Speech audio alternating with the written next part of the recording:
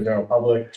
We also will potentially have some folks at home. We're able to kick off our meeting now. We're trying to make sure that our connection for the screen here was actually working, was the issue we're having at the moment, due to some of the change of some equipment that we got. So at any rate, that's now resolved, we hope. And so folks in the room at home can still see the plans. And I think they're relevant for tonight's discussion. So with that, for the chair. Vice Chair, let's just make sure I understand that. Susan's not with us tonight. First thing I'd like to do, welcome everybody. This is the meeting of the planning board, December 3rd, 2025. First item is a roll call. Paul Here. Here. Jamie Pennington. Here. Ryan Malcolm. Here. Here. And Jack. Here. Kelly Palmisano here. The applicant for 23 Rose Street has requested Yeah, I muted it. December 17th. We have a motion. I will move to postpone the application for 23 Rose Street. December 17th, 2025. Second. And a vote. All everybody. We can do raise a hand because of. And that is unanimous. All right, next matter on the agenda is Caswell Development, 18 Highland Avenue. Is the applicant here? Is that Capital? Oh, Yeah. Here we go. Yeah. Here we go. Okay.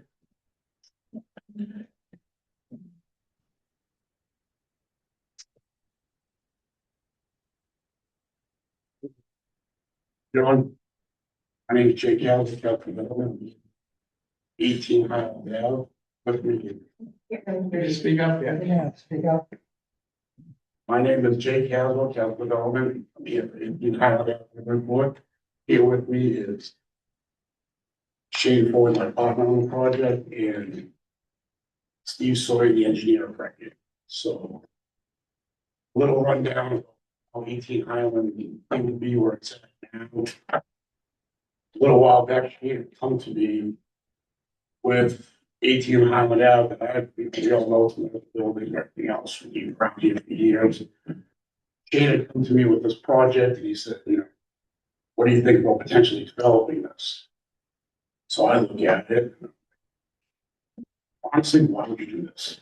I mean, it's an established building.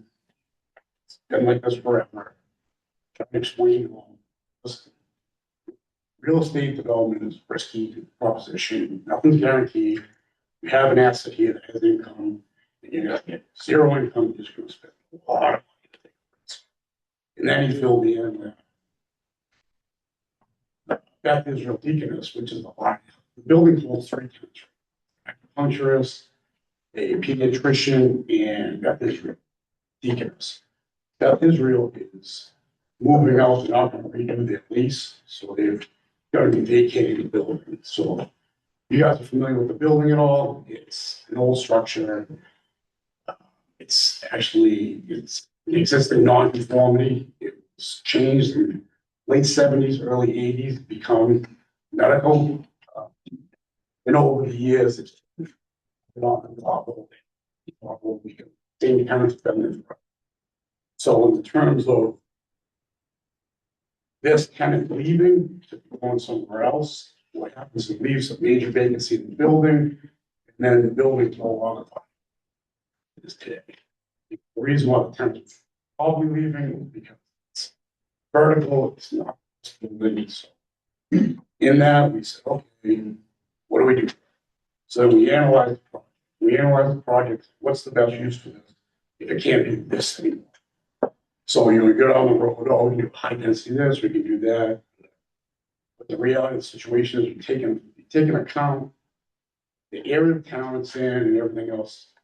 We came to the realization the best possible use for this would be is a nice, well done, 4-unit subdivision. And that's where we end up with the plan. So that's kind of just the runaround of how we got here. We're obviously gonna be open up to questions and everything else later, but with that, I'm happy to flip through, the slides, so everybody. Yeah. Steve's gonna like. Yeah, so I'm gonna pop, yeah. Okay. So with that said, I'm gonna turn it over to Steve and he's gonna give you guys all of the engineering stuff. Thank you. Good evening, Steve Sawyer from Millennium Engineering. Okay, the first slide here is the overall project area. You can see the project location outlined in yellow. You can see on the northwest side, it's a sort of a sawtooth type property line cut in with different lots abutting to the northwest from Arlington Street. And then funny a little spur off the east side towards High Street and a straight property line running along the southeast side up back up to Highland. You can see the parking lot. There's a large paved parking lot, highly utilized now while the building's full. Currently, I believe it's 168 based on the ITE. It's about 168 daily trips for this use. So with this, the new use will be substantially reducing the vehicle traffic at this site with residential use. I believe the 4 units would produce a total daily trip volume of about 38 trips a day. So basically a substantial fraction of what the current traffic volume of the commercial use of medical office use transitioning just to the 4 residential units. All right, Amy, the next slide, please.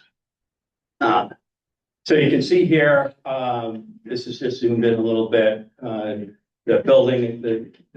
medical building up front that's been cobbled together will be removed. You can see that. Then the paving to the rear will be removed. And then you can see to the left, I believe it's 20 Highland. There's a driveway that currently utilizes the site driveway for the parking for their access. You'll see later that how we've addressed that, providing its own their own driveway out to Highland Ave. Okay, the next slide, please. This it's a little hard to see on the screen here. If you can zoom in at all. This shows the overall development superimposed over an aerial image.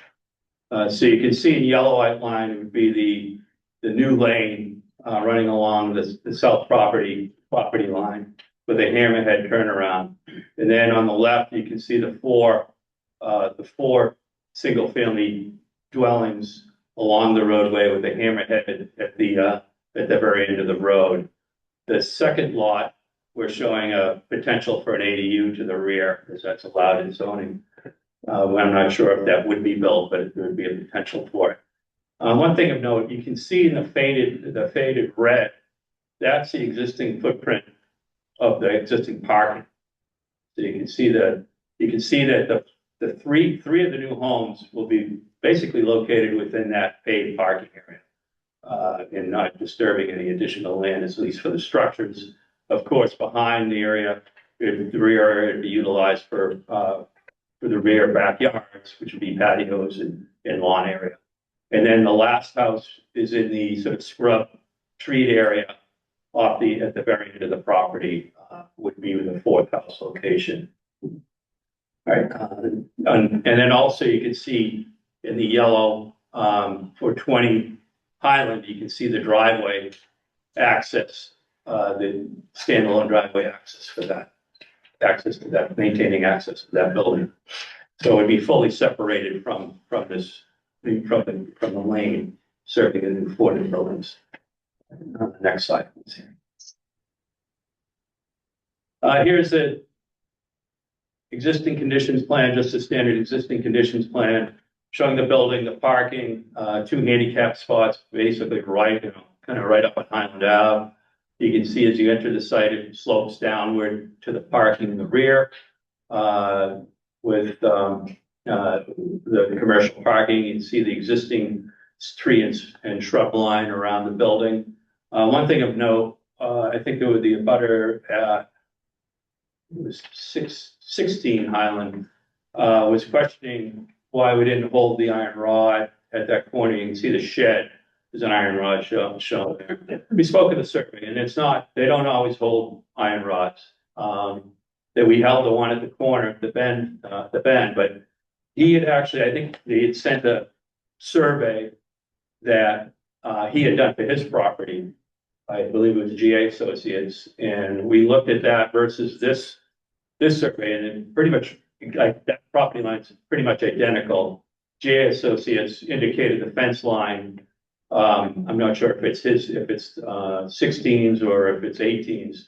That fence line behind the shed encroaching into the property, it just didn't show the iron rod. But the fence line in relation to that property line is pretty much identical. So there is consistency between that survey and our survey. Next slide, please. All right, now here's the definitive subdivision plan. So as part of the courts and lanes, the intent of the courts and lanes is to provide a reduced footprint for paving and such to create conforming lots that conform to the zoning. So you'll see lots 1, 2, and 3, and 4. Those 4 lots all fully conform to the zoning in this district. I believe it's R2. I think it's 10,000 square feet with, I think with 90 to get the frontage, but all of these lots are well over that. I think they range from 12 to 16,000 square feet. So they're oversized for what is required in the district. And then also you can see the offset line. So basically there's a side offset, front offset, rear offset. So that inner dash line shows the footprint availability for the structures. And then as far as the roadway, it'll be a proposed 40-foot wide private way. As per the regulations, the 4 homeowners are going to be required to maintain this roadway and all the infrastructure in perpetuity.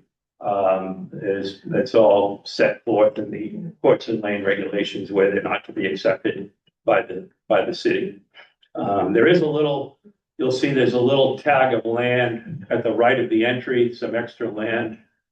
We need to figure out what to do with that. If that just becomes part of the proposed private way, or we talk to the abutter and possibly you just convey that out.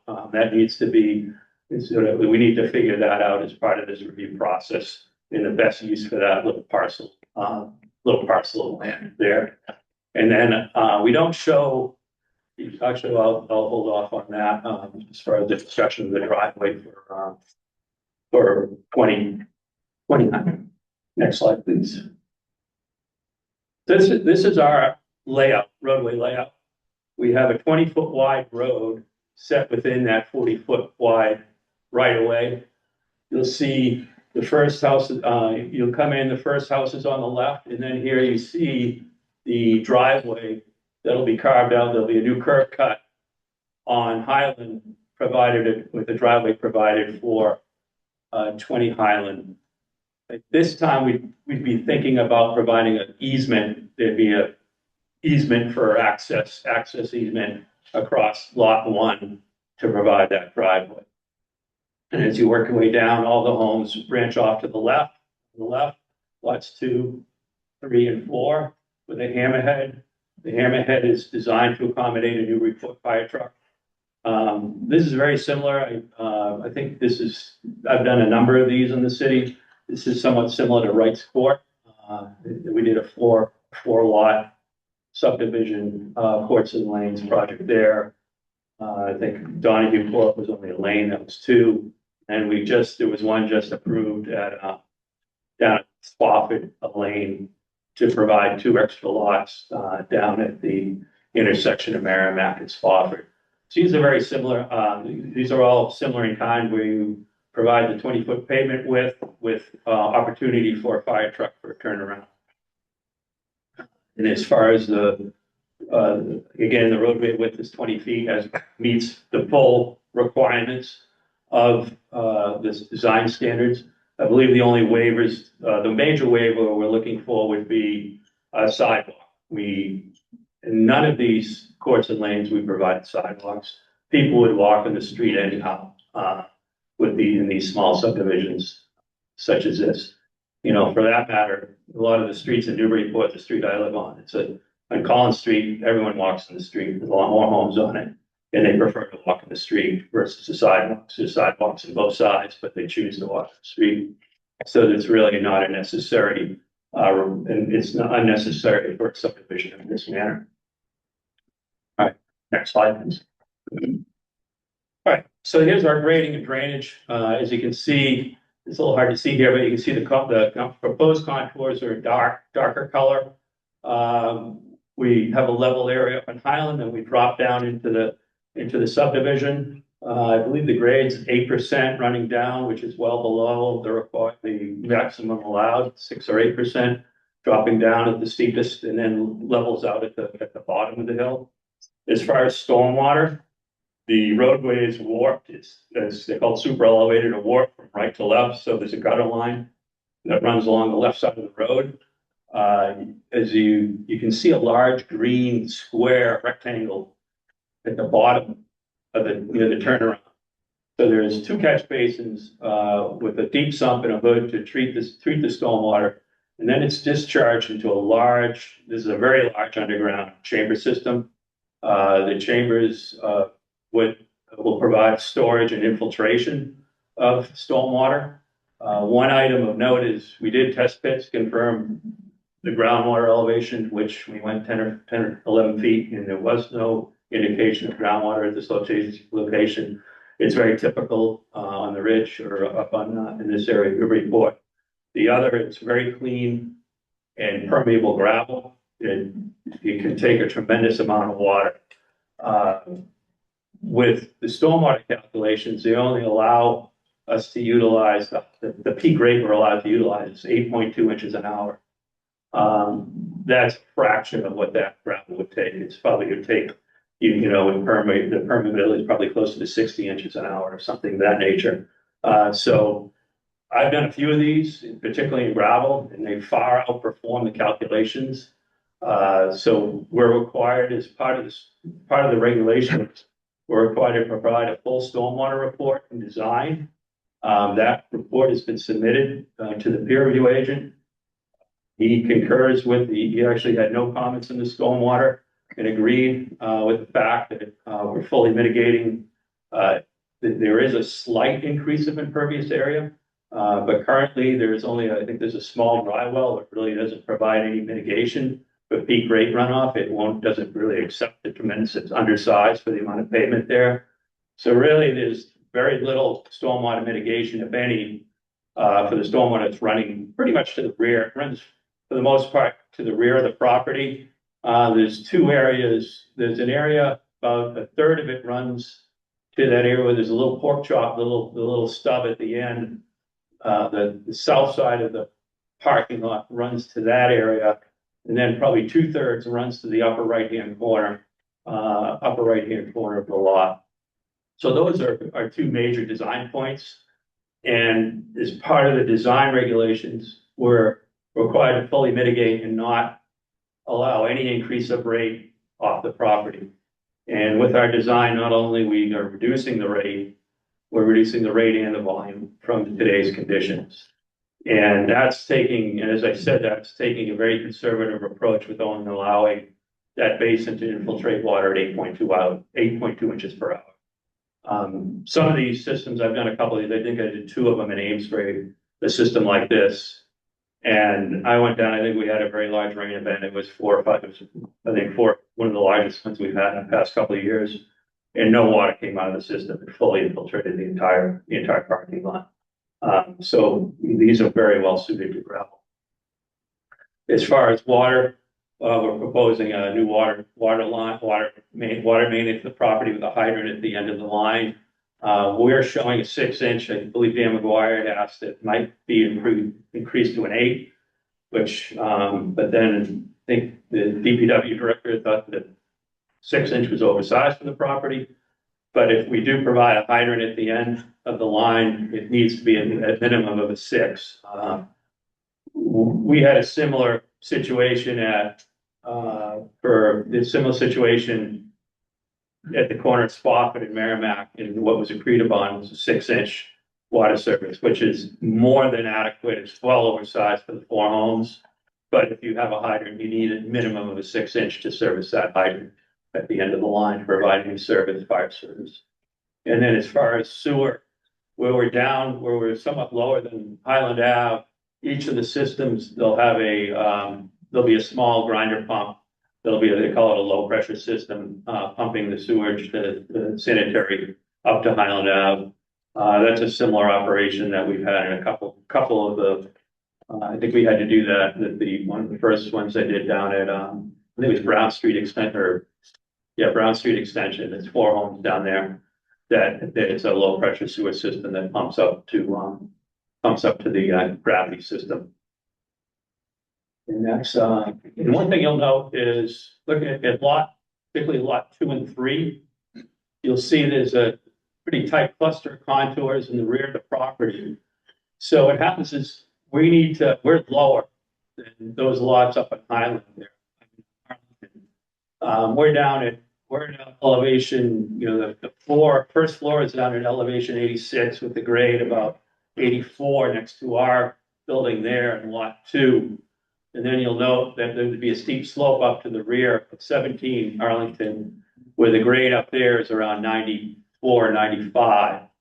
So we're substantially lower, almost a full story lower, where our building would be situated in relation to those lots up there. So that as far as a view, it's gonna take away the full mass of the first floor level of looking out towards the rear of those lots into this area. As we work down the hill, that we kind of catch up to Arlington. So by the time you get to lot 4 is about the grade of the lot on lot 4, which is right in that area, is roughly the same grade as 7 Arlington. You can see we grade down a little bit, but then it runs back up. And you can see actually as far as our discharge points, so you have to outlet the water somewhere. So that elongated, you'll see the 76 contour, that's just a large trough that would be filled with stone, that if water were to come out of the infiltration basin, that's the outlet point. It would pour into that, and there'll be another area where it would have a chance to infiltrate back into the ground before it would run off the property.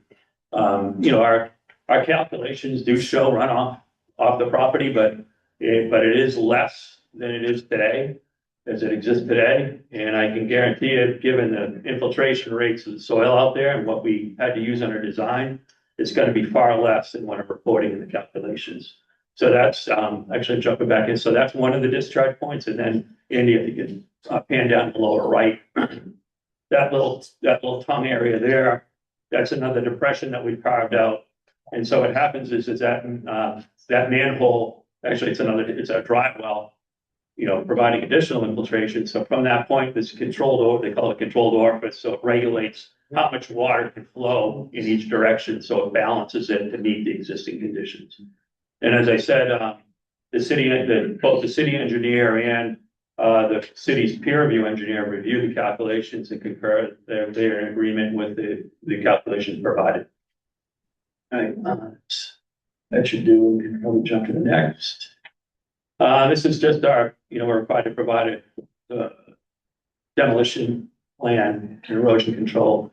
So you can see the pink, there's the parking area to be removed, the buildings are removed. The honeycomb area is there will be clearing, clearing on the site. There are some areas of scrub and trees to be cleared.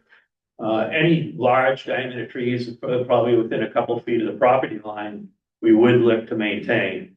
We haven't got to the level of detail to find out where those are, but where we are carving, we're cutting the slope, particularly in lot 2 and 3. So with the cutting the slope to create a level backyard, that area would be cleared and then revegetated. What's it gonna be revegetated? There'll be a moment for public comment for folks. Yeah.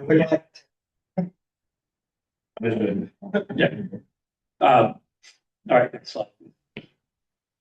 All right, this is just a quick, it's just a detail sheet showing the big picture here is that large chamber system. You can see it's a quite robust chamber system. These aren't the little plastic chambers that a lot of people tie their downspouts to. This is each chamber is think it's 8 by 14 feet long and 5 feet tall. So this is a massive underground reservoir we're holding infiltrated water. And we have 6 of those. So it's very substantial. I was keenly aware, it's probably overdone. But I'm keenly aware of the fact that a lot of the sites, this one's extremely important to mitigate stormwater and probably go a little further than I would normally provide, due to the fact that we are directly discharging onto a couple lots, and we want to make sure that there is no impact whatsoever. In fact, that we'd be improving the situation. And then it's just it's the other details are, that's the main reason, that's actually the main purpose of this slide. Next slide. So this just shows the entry here. This is looking, see, we're looking towards the hospital from Toppins. So you can see you can see the white fence, the curb cut for 16, and then there's an extra curb cut for the medical building, for the office building. That curb cut will be closed up, and we'd probably cut that curb cut in half and redo the sidewalk, but maintain ample curb cut for 20. No, 60, keep going wrong, 60. And then the new curb cut would be between, you can see the utility pole and then the hydrant. So we'd be centered between that with the new lane. And then as far as actually can jump to the next slide. So the curb cut we'd maintain probably, the curb cut would probably roughly where the parking spaces are for the new driveway for 20 Highland. So we provide a curb cut for that location. So we're basically removing one of the curb cuts and gonna shrink down the curb cut. It's a very wide curb cut for the site drive for the hospital, and then we provide a new curb cut for the lane. Right now, as far as the treatment of that, I think the DPW had asked that we handle it as a driveway versus a roadway. So with that, we'd be maintaining the concrete sidewalk surface across the new lane. So it gives pedestrians go to the preference versus, wrapping your curbing around and providing a bituminous entry. That was requested as the way to handle it at Spofford and Merrimack. I did notice one of the comments from the DPW director was talking about providing handicap ramps at that transition, which we wouldn't need them if we maintain the concrete sidewalk. So that's something that we need to confirm with DPW, and also actually the planning board could weigh in on that too. How you would like to see that, but I believe, I'm not sure if DPW trumps planning board or not, but I think we'll relay this information. Yeah. I think we'll probably in a much spot. Yeah. So that concludes my presentation. Just one item of note is, these lots are, there's not many lots in Newburyport. The old lots in Newburyport meet zoning. I live in a 5,000 square foot lot that requires 9,000 square foot zoning. A number, probably 50% of the lots on Arlington Street don't conform to zoning. So with these lots, as far as massing, will be much less than the surrounding area. And the lots are far larger, but they're larger than what's required by zoning and much larger than the density or the density surrounding the proposed development. Thank you. Thank you, Steve. Yeah. Thanks, Jay. We're gonna open up questions from the board. Rick? Maybe the best way to do it is to start from the beginning of the plan set, starting with the existing conditions plan. So, my first question is, the dashed, I would call it trapezoid shape in the lower portion of the lot of Highland Street. You probably told me that, but I don't remember what those dashes represent. It goes through the building and then it. You're referring to this line here. Yeah, that dash. That was the piece that you broke off, is that? No, I'm not, as far, I'm not sure. I just, I think it might just be a line remnant from the survey. It carries through all the plans, so. Yeah, so unfortunately, it's like, when I bring in a survey plan. Yeah. It's referenced in, and I'm not, I'd have to check with the surveyor of record to find out what that dashed area is. Yeah, I think, it'd be great if that doesn't mean anything, great to take. Yeah, just take it off. It's just like, yeah, So confusing. related to that, or not related to that, but just below that on the south, is this the north, south? Sure, I believe, I Yeah, think so- north is to the top, I believe. So let's call this the bottom side of the building, let's call that south. Yeah. There's a curved line, like almost like a semicircle, next to the bituminous concrete wall. That cuts through the Yeah. contour line.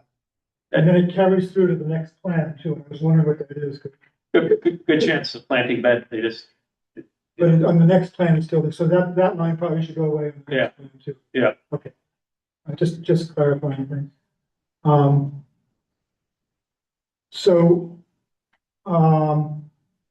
going then to the next plan, which is the subdivision site plan, I guess you call it. So when I look at the regulations, and this may be more of a question for Andy than for you. It says that the court or lane shall access the property over the frontage of at least one of the lots being served by the driveway. But that doesn't look like what's happening here. It looks like it's not going over any lots. It looks like it is, defining a lot rather than going over them. well, What does that mean? it's over the, it's a good question. This is, so we have one, the way I've always done these, you have one big lot. And the roadway has, I think what it says, what that's saying is we couldn't come from 16 or 18 into services. So basically it's coming over lot one. So it is coming through the frontage of lot one. Depending how you interpret it. It's just, Yeah, I can't speak to the origins of that, and there are two things that come to mind, again, not having been here, I guess, originated, some of these permitted to go back, but, there is, sometimes this issue of public way versus private way, and having the land itself clearly delineated, who's actually maintaining it, so having that tied to a property versus, in this case, I think as we've always seen, these projects proposed as a true right of way separate from the lots themselves, and so the lots are carved up next to where you're accessing off of the way that's being created. So I'm not sure, I can't speak to the origins of the portion of that Yeah. you're referring to, maybe, but So the only thing I can think of that is that there is a provision, if, say you don't need to create frontage, I believe you can use the courts and lands to create a common driveway versus a subdivision. So, then that would mean that, okay, if you have a common driveway, it has to come from you can't come across another lot to get to your right. I think we've almost always, I've only done I think I've only seen it this way, I'm trying to think of a scenario like that, you can cross the lot. or just, have them create, Pretty, you can create, using it as an easement or whatever, an easement for.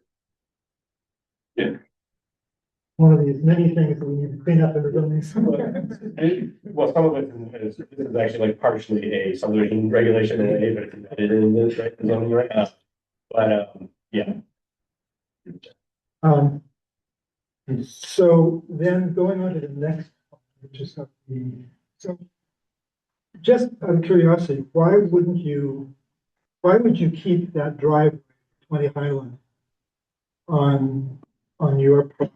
Why wouldn't you just do a lot line change to incorporate it to 20 Highland? As I said, we're entertaining each, as far as carving the parcel out or providing an easement, it provides the same, the same result. It'll be part of this process, how we handle that driveway. Because I think when we did the one on Spofford, I think you did lot line adjustments as well as you had two different things going on there. You had the lot line adjustments, the Carson, the Courts and Lane project. That kind of mix. It was an A&R. Right. And so we did have a lot, one of those, it was a common, and it's funny, it was a common driveway with a lot line down the middle of the driveway for that. Yeah. And then I think the third one, the third house coming off of Merrimack, the drive, it was just falling apart at the A&R. Ended up being on on the lot 3 property. And so it would seem to be cleaner to Yeah. just take it off your property. And it kind of goes along with what you were saying about the extra land on the right side of the driveway. Yes. So if this driveway will be owned by a homeowners association? The common driveway, the lane will be owned by the homeowners association. So anything that is related to landscaping within the limits of the driveway would be the responsibility of the homeowners association. And the same thing would go with that triangular piece of extra. Correct. And also with the maintenance of actually, all of the stormwater stuff is on lot 4.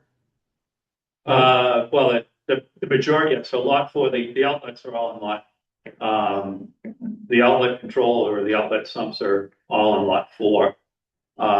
So yeah, we'd have to provide an easement for the maintenance of that. But as far as the meat of it is, as far as the chambers, it's underneath the road, which is part of the private way. I think when we reviewed the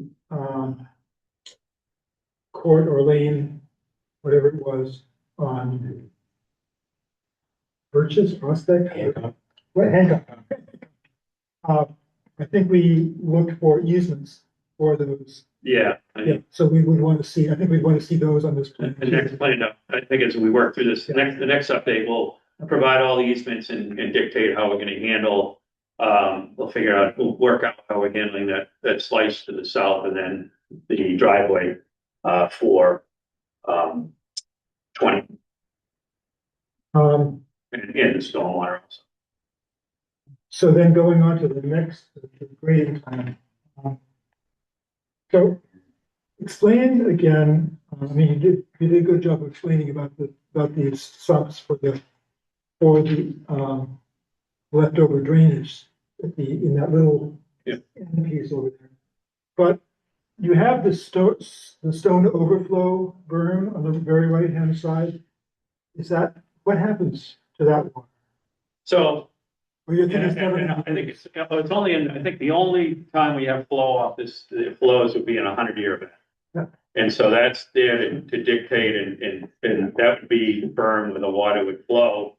That's, if you look at the contours, that's where it flows today. So we let it flow to the same spot.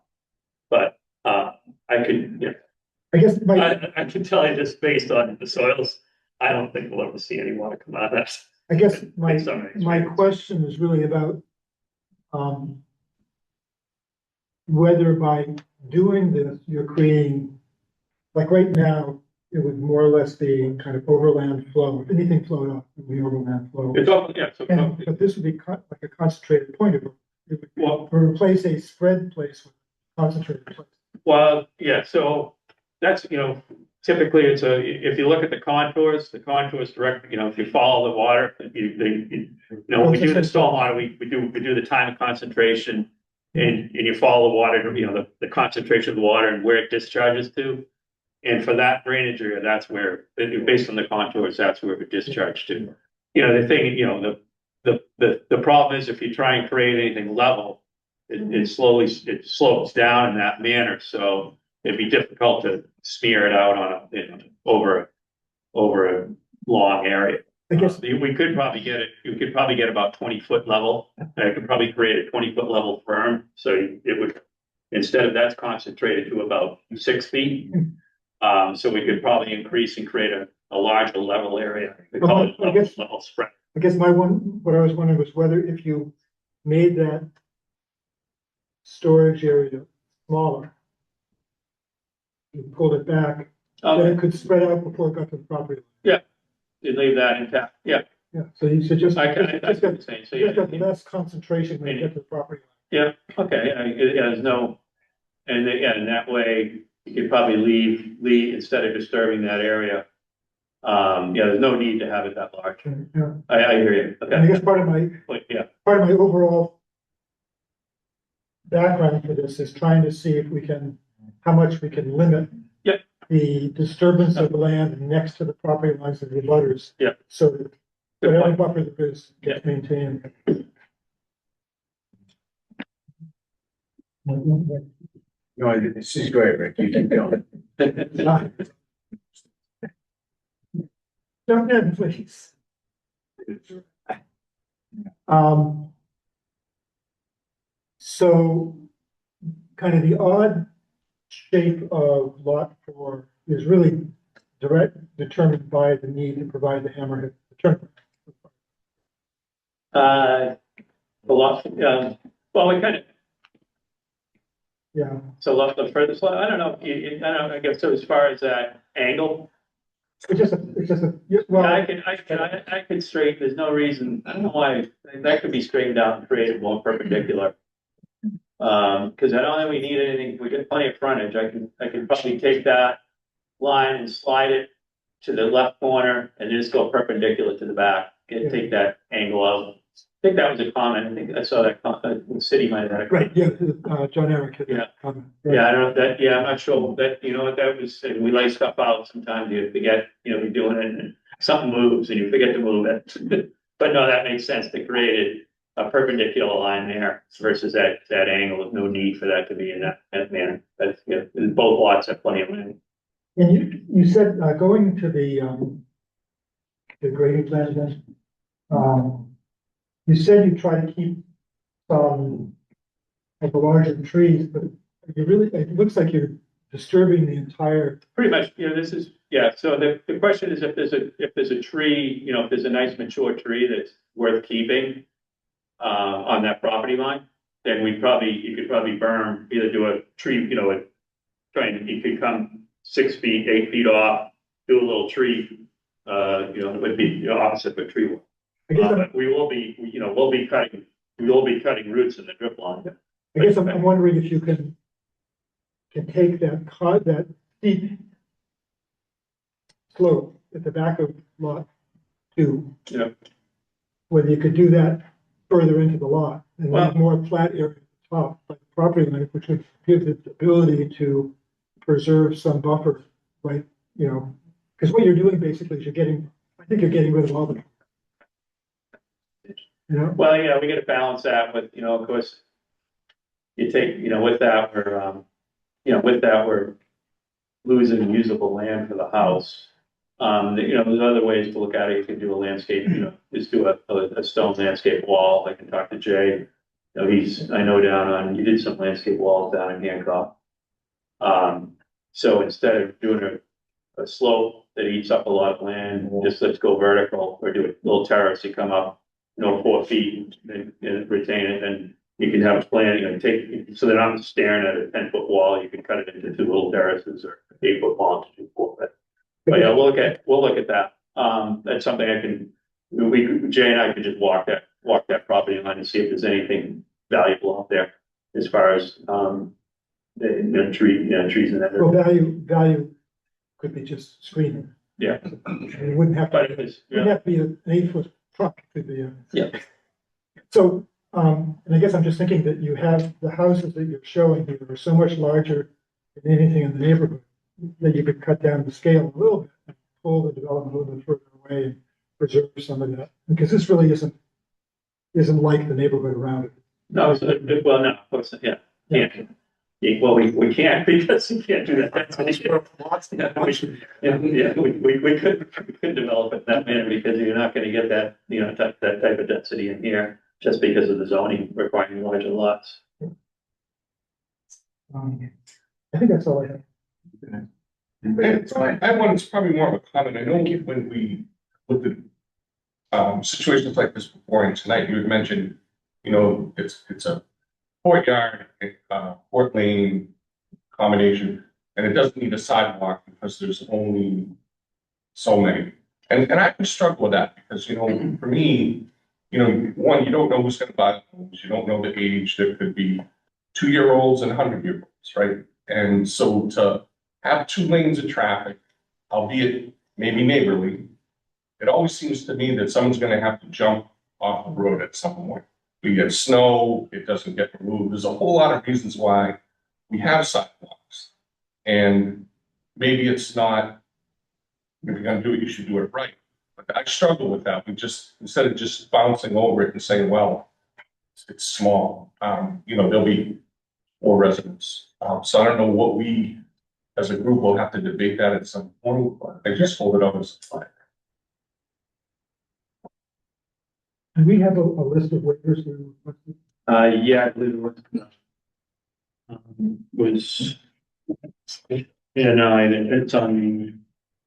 Yeah. Yeah. I have two questions. Jamie, one's really simple.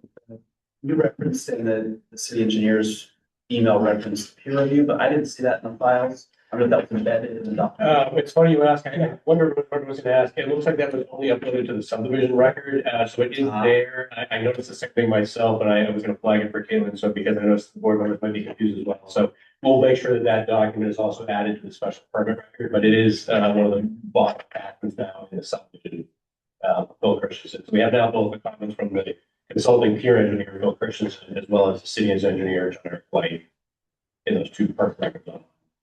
And my second question is, because you didn't really get to the special permit criteria and this topic of the size of the house right popped up, I think it would be helpful, rather than us to speculate, I can imagine some of the constraints you had, but rather than us speculate, I think it'd be helpful if you describe just a little bit how you arrived at 4 lots instead of 5. Because you have the area 55 or 3, which, because the size of the lots definitely dictates the size of the structures that's allowable. So just understanding how you arrived at that number, I think would be helpful. All right, yeah, so once you go beyond 4 lots, you're subject to the full subdivision control regulations.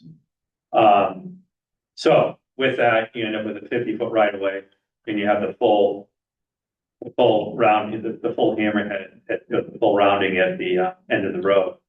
So with that, with the size of the right of way there, I think that drops you from 4 to 3. You can't get to 5. So 4 is basically the maximum you can get in with the layout that we have.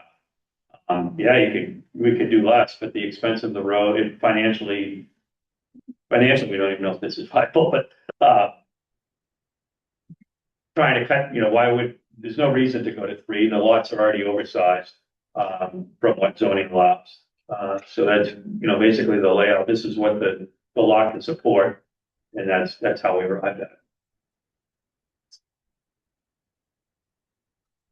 it. You mentioned that you're cutting into the gradient in lot 2 in the back. Is that the only lot, or are you also cutting into it on lot 3? There's a little bit of cut. You can see there's like a 4-foot cut in lot 3 there. Yeah. And then we actually terrace out a little bit as you work down. So a little bit of cut at the top, and then you can see there's a steep grade that runs through the sort of the back of those lots, and we can sort of on lot 3 we're going to be easing that up, and then on lot 2 we're just pushing, creating a flat space in the backyard. And as far as that, then is there any change in gradient where the proposed house locations are? Or is it still maintaining the existing grade? There's no additional fill going there? They're pretty close. We pretty much we match along the parking lot. We pretty closely match the grades there. I don't know if you zoom in. I can kind of, if you can look. Shoot the houses mean or? Yeah, the homes. If you can zoom in on lot. If you can start, like, I guess, zoom in between the 2 lots there. Yeah, so it's 83. 83 is right here. 83 and 82, so you can see, so 83 on lot 2, and the house is set, first floor is at 86.8. So the grade there you can see is 84 around it. So we're filling up a foot there. And then as we work our way down, you get 82 bisecting lot 3, and we're at 83.3. Yeah, so you can see 82, so we're, we're 82 and a half. So it's within a foot or 2 of the existing grade. So we're matching it really closely.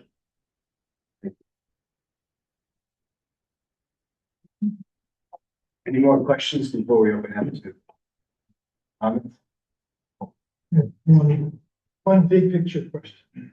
Did you consider at all, kind of following, instead of having the road on the south side, putting all the houses on the north side of the track, did you consider the possibility of following the north side of the parking lot, pavement, and because what's happening is you've got a neighborhood on the north, but it looks to me like you've got pretty much vacant land in the south, so you're not really, it's backland for condos that run on High Street, so it would seem to me you have less, potentially less impact on the neighborhood if you flipped, if you were able to flip, or maybe even just one lot on the north and two lots on the south, that kind of.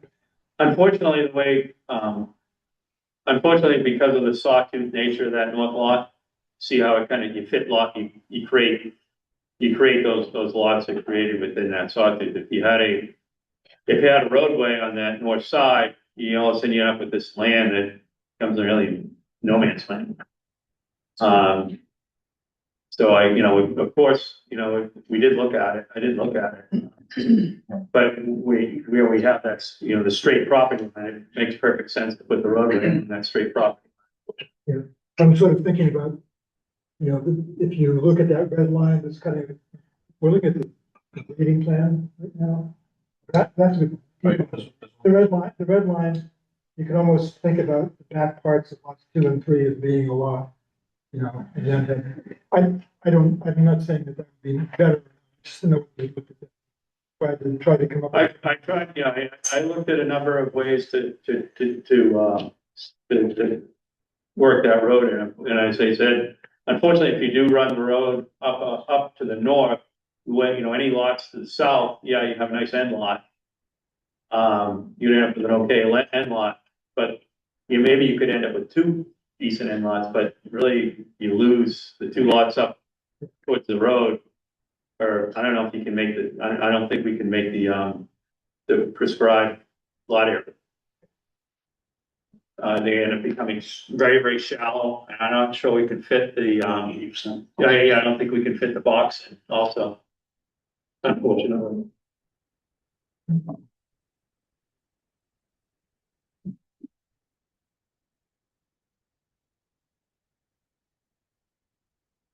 We're gonna open up the public comment questions. We asked that.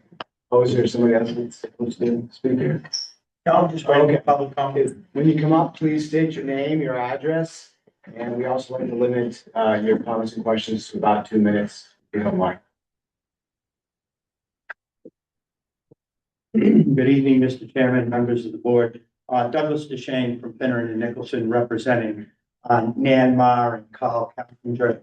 They're the owners of the property at 11 Arlington Street, and if you can just put up a plan, Andy, so we can give the board some context. My clients, and I'm going to speak rather quickly because it's going to be tough for me to get this in 2 minutes, but I appreciate it. You can see where that yellow line jogs in to the north side. That is my client's property right there. So if you go to one of the subdivision plans, that would be great. There was one with a magenta line around the project. I think that really was probably the best plan for me to speak to. But in any event, the project is being developed on essentially 3 sides of my client's property, and so they are one of the most affected properties, or most affected by this development. I'm not here necessarily to oppose this project, but rather make sure that the board and the applicant are cognizant of my client's concerns and hopefully willing to work with us to address them. The first concern I have, or my clients have, is that in 2016, my clients received an easement from the Highland Associates. I believe they own the medical building. The easement essentially allowed my clients to put a fence and retaining walls within this easement area that surrounds their property. We've seen no recognition of that easement on these plans, and so we would certainly ask the applicant to put the easement on the plan, and also potentially work with us to make sure that my client's rights under that easement are not being affected by this. I actually brought copies of the easement and the easement plans for the board and the applicant. So that's our first and very important concern, is we want to make sure that this they are recognizing and respecting that easement. Sorry, Doug, are you saying at the very back of the lot?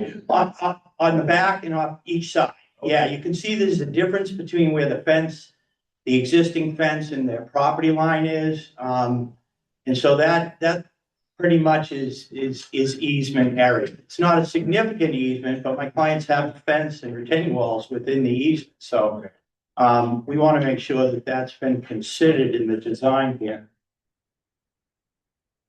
To the left side. Right. I don't know what this line is here. That is not. Well, we can read it. Yeah, I have a plan for you. You can see it. To keep things moving, our second concern, and I think it's shared among many of the neighbors here, is the drainage. Given the topography here, these steep slopes, my client's very concerned that the water that's currently passing over their property through an existing drainage system out the back of their property, that the engineers in designing the drainage took that into consideration and make sure that the drainage system is considering that. Also to the right side where that B2-1 structure is located, or that's a topo line, but that the lot 4 structure, there's a tremendous amount of water that's coming down that hill right now. And again, we only hope that they have taken that into consideration. While my client understands the applicant has the right to cut trees and vegetation in the lower portion of the lot, that area has been the location where all of the water coming off of Arlington and down through this existing development has been running and ponding and infiltrating. But cutting all of those trees certainly is going to impact the ability of that area to absorb the water. But also those trees have been a buffer to this neighborhood with respect to noise, the condos, High Street. And one of the things we haven't seen is a proposed planting plan. As far as, given the number of large trees to be removed, where are they going to be replaced? And how is that going to affect the neighborhood and the buffering and whatnot? My next issue, and again, I'm sorry, I'm running through these quickly because I know I have a time limit, is the concern of the close proximity of the structure on lot 4. While currently that bump out to the rear does meet the 10-foot required setback, sure how far it is from the easement. It certainly is less than 10 feet. And quite frankly, that structure is just imposing on my client's property. I see no reason, and they see no reason why perhaps that couldn't be shifted to the right a little, so that it's more in line with the structure itself. I don't think there's going to be usable property to the right of this building, given the topography. So we would ask for some consideration in potentially moving that building aside more, so it's not right on top of my clients. As you can see, as I said earlier, they're being affected on all 3 sides. They got lot 4 right next door, lot 3 is right up behind them, the turnaround. I know there's some topography there, but when the cars pull in there to turn around, they're basically facing right up to my client's property. So, and again, the concern about the proposed devegetation completely surrounding their property. If you look at the plan that showed the hatched areas of impact, again, really concerned about what that's going to look like, what's going to be there for trees and vegetation when they're done. If I had more time, I'd go into a little more detail, but I appreciate your ability or your time. Thank you very much. Can I just have one shot of that house that the gentleman was talking about? Can we show that on the aerial view to see where the house is on that lot? It actually shows in the grading plan. Oh, it does. So if you want to see The grading plan actually shows it. Yeah. see the footprint right here. Oh, there you go. Yeah, and then there's the garage to the lower. Thank you. Thank you.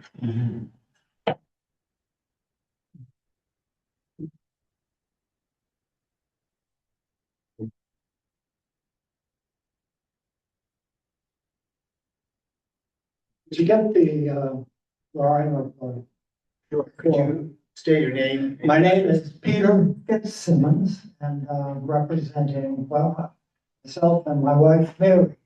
And we live in a lot next to Carl's, 7 Arlington Street. We've been living there for 50 years, okay? So we were here when the original variance of the medical building was given. In fact, I have a copy of it here. Has anybody seen that?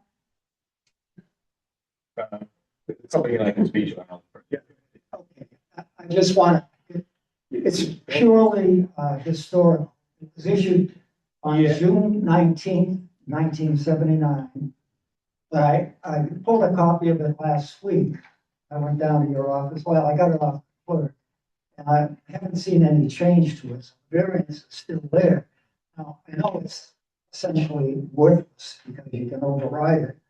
But I would point out there were 2 stipulations in that variance. One, and they were put in there at the specific request of the abutters who had obviously objected to having a parking lot in their backyard. It was to maintain a, what they called a green belt buffer zone for eternity. There was also a stipulation 1, that would prohibit any further expansion of the parking, medical building, etc. Stipulation 1 was kind of overridden within about 6 months. The doctors who owned it began building onto the building. They said they needed more facility. The board, you guys denied it. They took you to courts. Eventually they got what they wanted. Anyway, that's all history. But my 2 issues are stormwater and sewage. I didn't hear the civil engineer mention anything about sewage. The stormwater, if you can get that sketch up, so it shows those riprap level spreaders. Okay, there's one down in that peculiar piece of land down on the far right. That's the huge one. Okay, but out of their, I don't think they call it the leach chamber, they run a pipeline right through lot number 4 to another riprap level spreader right on my property line, our property line at 7 Arlington Street. You see it up there? We gotta get over there. Up and back of lot 4, right up on the back edge. That's our property. Peter and Mary, they got a level spreader running across most of our property. We got trees there, right on the border. And we don't want water, stormwater, being shoved into our backyard. That's our big issue. It's even worse for the people down there. Number 5 is also right in their backyard. 251, 253 High Street. I don't know if they're going to get it dumped into their backyard. So what I'd like to see is, well, first of all, I'd like to see a whole hydrologic analysis done on this whole thing. The civil engineer says no problem. Percolative soil that absorb all the water. Well, we've already had flooding back there because the drains often get, well, I should say in the past, the drains would get clogged up. We get big storms in the spring, some melt from snow, water would go right up close to our backyard. It wasn't going down. I don't know if it was the ground was still hard or what, but we got flooded, or at least close to being flooded.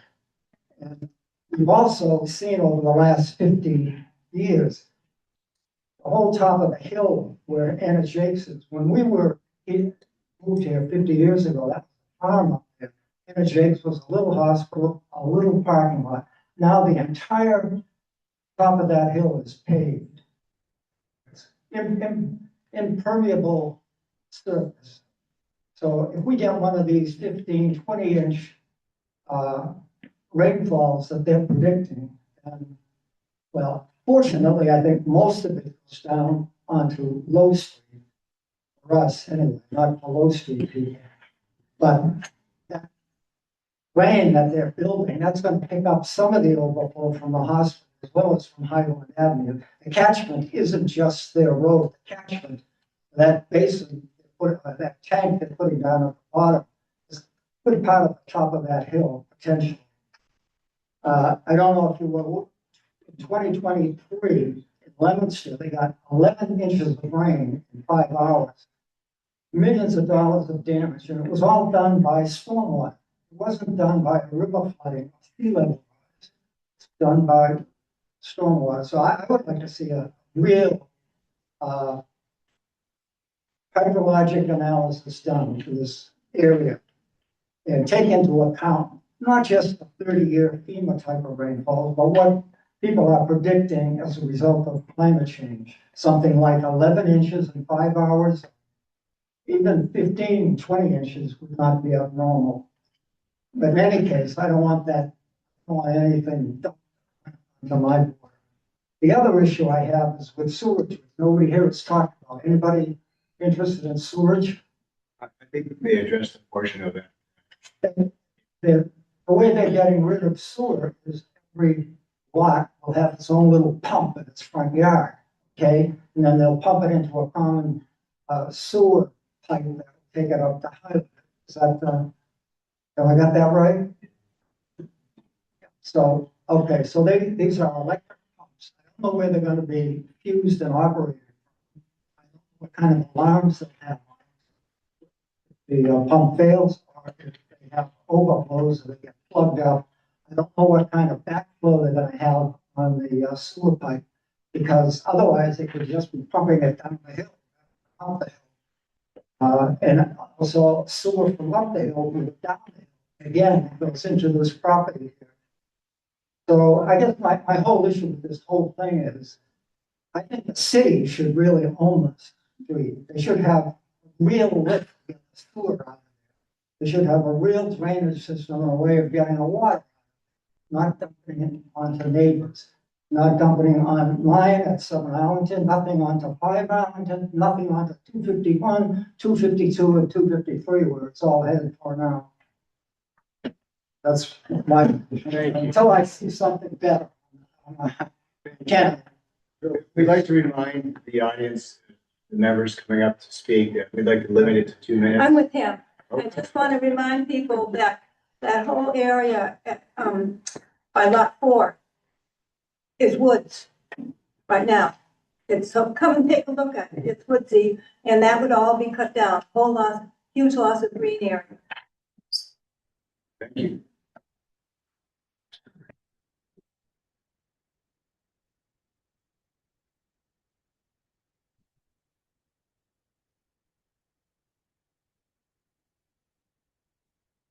So Wade Amos, I live at 6 Highland Ave. Some of my concerns are more with how this might affect traffic and utilities on Highland Ave. One thing I noticed in the narrative is they're talking about 4 houses, and their traffic is being defined for 4 houses. I know there's some concerns that someone might try adding right-of-ways onto this lane.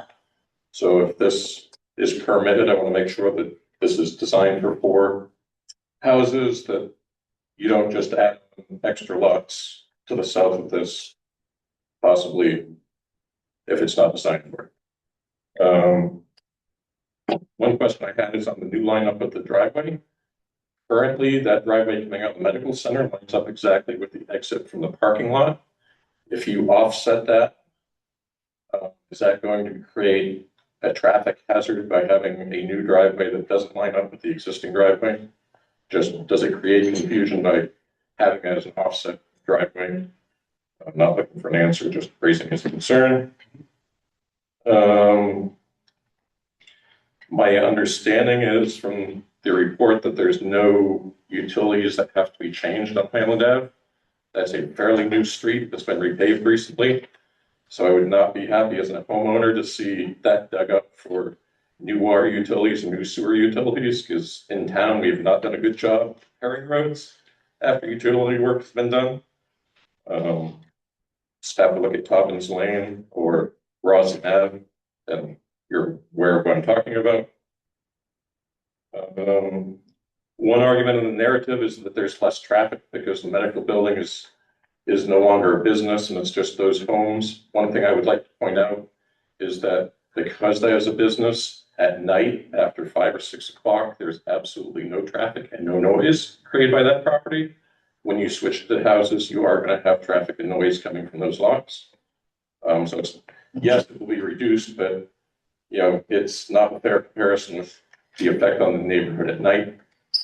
And then again, we're talking sewers. If we are pumping into that sewer main, I just have concerns being downhill from it. If there's any potential for backup, if that's a pressure main, if something were to plug, how would that be relieved other than coming into my house? So those are some of my concerns with the layout and development.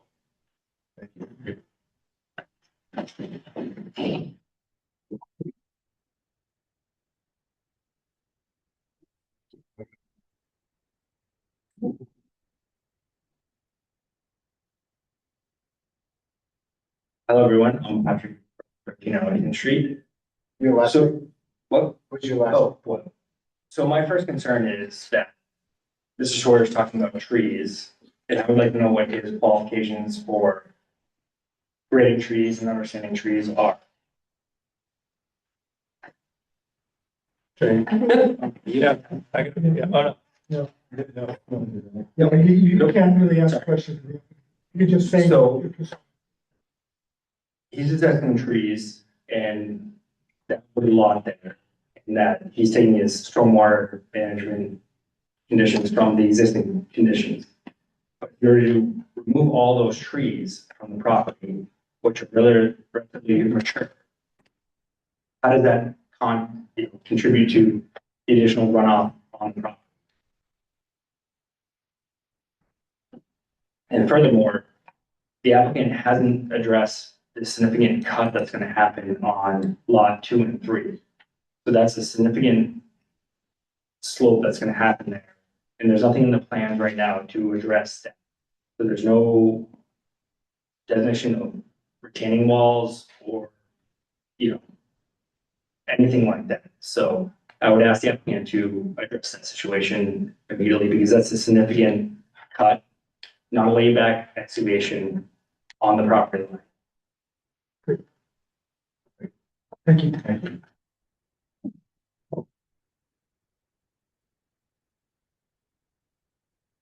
Good evening, my name is Natalie Nick, and I live at 19 Arlington Street. I submitted a letter to the planning board, and I'd like to read some of that, even though hopefully you already took the chance to see it. As a butters of the proposed development, we have concerns about the significant impact on our views, the existing wildlife and vegetation, and the character of our neighborhood of modest homes. We realize that infill housing is a reality and that Newburyport needs new housing production to address local housing demand. However, the subdivision plans indicate what appear to be very large houses, which would be out of scale with the existing modest homes most of us have been living in for over, they've been around for over 100 years.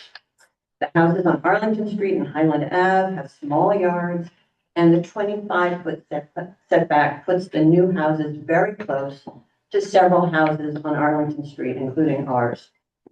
It seems that the plans call for cutting down all or most of the existing trees, which would have a real impact. I ask, what control does the planning board have to keep new development in scale with an existing neighborhood? Also, as Rick mentioned, could the new houses be located on the other side of the proposed lane so that they don't back up against existing houses? I'd like that to get some further consideration. We would like additional information, including architectural plans that illustrate the elevations, scale, and location of the new buildings, showing how they will appear and compare to the existing homes. We'd like landscaping plans, and I would like a better understanding of what all this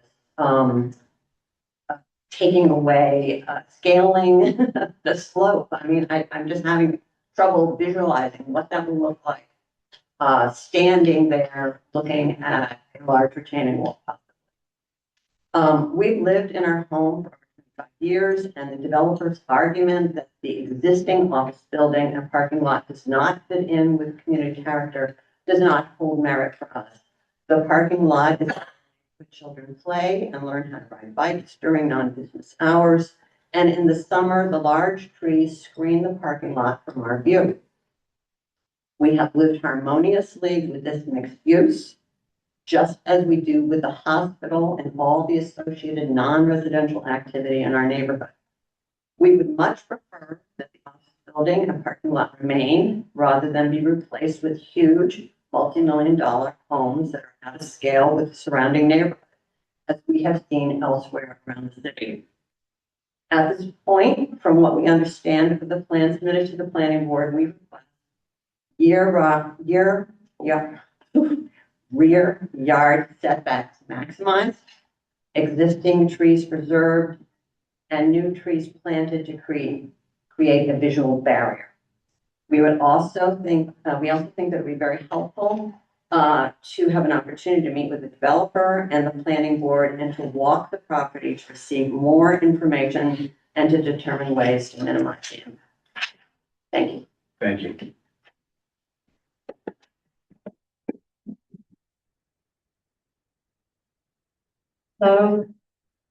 Ms. Russo, I'm at 253 High Street, and if you put up that map again, I can show you where I am. There we go. It's on the Juggernaut. I'm on the other end of that outcropping there, and it abuts my property. When I've been in the house for over 34 years, my neighbor, is not here. He and I took down the fence that was there originally, and we have had the pleasure of actually seeing the woods and having the woods in our backyard for most of the time that I lived there. I have gotten to know the trees pretty well. I love trees and all the wildlife that actually is there, and that land is sometimes misused. Sometimes kids used to come in there and, drink and do whatever else or whatever. But we love that backyard.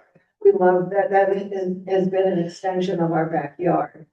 I'm not sure whether the new development is actually wants to put fence there. I hear that it's going to be drainage. It is so much more than drainage to us. So I'd like to know, I'm sure that everybody is concerned about, we've all gotten used to, again, like they said, nighttime, everybody goes. It's just, it's a large, we've just gotten used to having space. So this is hard. This is very difficult. Thank you. Thank you.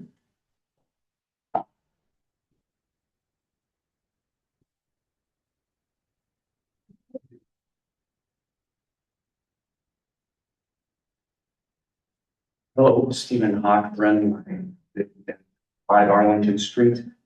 My wife, Mary Jo Palermo, is here with us tonight as well. Okay? Yes. Listen, I thank you all for this forum, and I thank my fellow letters who've been very good and strong on some of the points I make, so I want to replicate them, but perhaps just state a couple of things here very quickly. One is the greatest concern, if I could have that slide up, please, that shows the new homes relative to the size of the existing homes. It might require zooming in because the outlines of the existing homes. There's still, it is a little hard to, Yeah, it's really hard to see. I think they're on the conversion. Anyway, it's just, I don't know. I think the homes are still being designed. I had a conversation with Jay where he said this is still being worked out. I don't know how set in stone they are with these footprints, but they are extremely concerning. I mean, on 5 Arlington, which is where I live, we have 3,400 square feet. It's not half the size of the thing that's gonna be built on what I see the footprint of number 4. People are buying smaller homes these days. I have stats here from the National Association of Realtors. The days of the McMansions, the giant things are slipping away.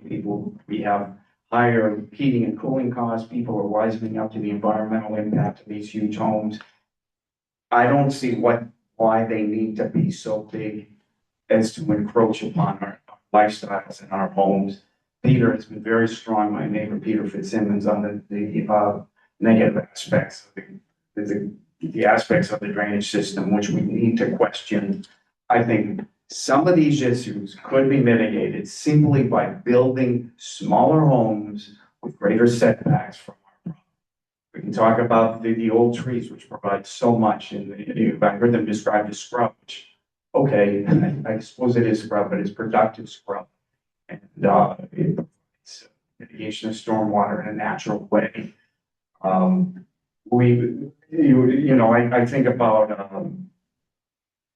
and planting of new trees. Okay, so that's a great idea. And how much do you know about new trees? Listen, new trees, we can plant them. Maybe we can protect them. You described maybe some of the old trees can be maintained. Maybe they can't. I suspect, especially with how close this home is on lot number 4 to my property line, to the old trees that are in that area. You got it.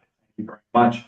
A lot of old trees in there that are wildlife, but more importantly, natural mitigation of stormwater. To lose those and say, all right, we're going to plant new trees in any kind of proposed clear cutting scenario. Bottom line is we have a slope like we have on Arlington Street. We need the extensive root systems of mature trees to stabilize soil, prevent erosion, and regulate the water cycle. So finally, I just say, let me be clear, I'm not saying not in my backyard. As you guys would say, well, it's not your backyard. It isn't. But it is our backyard in a larger sense.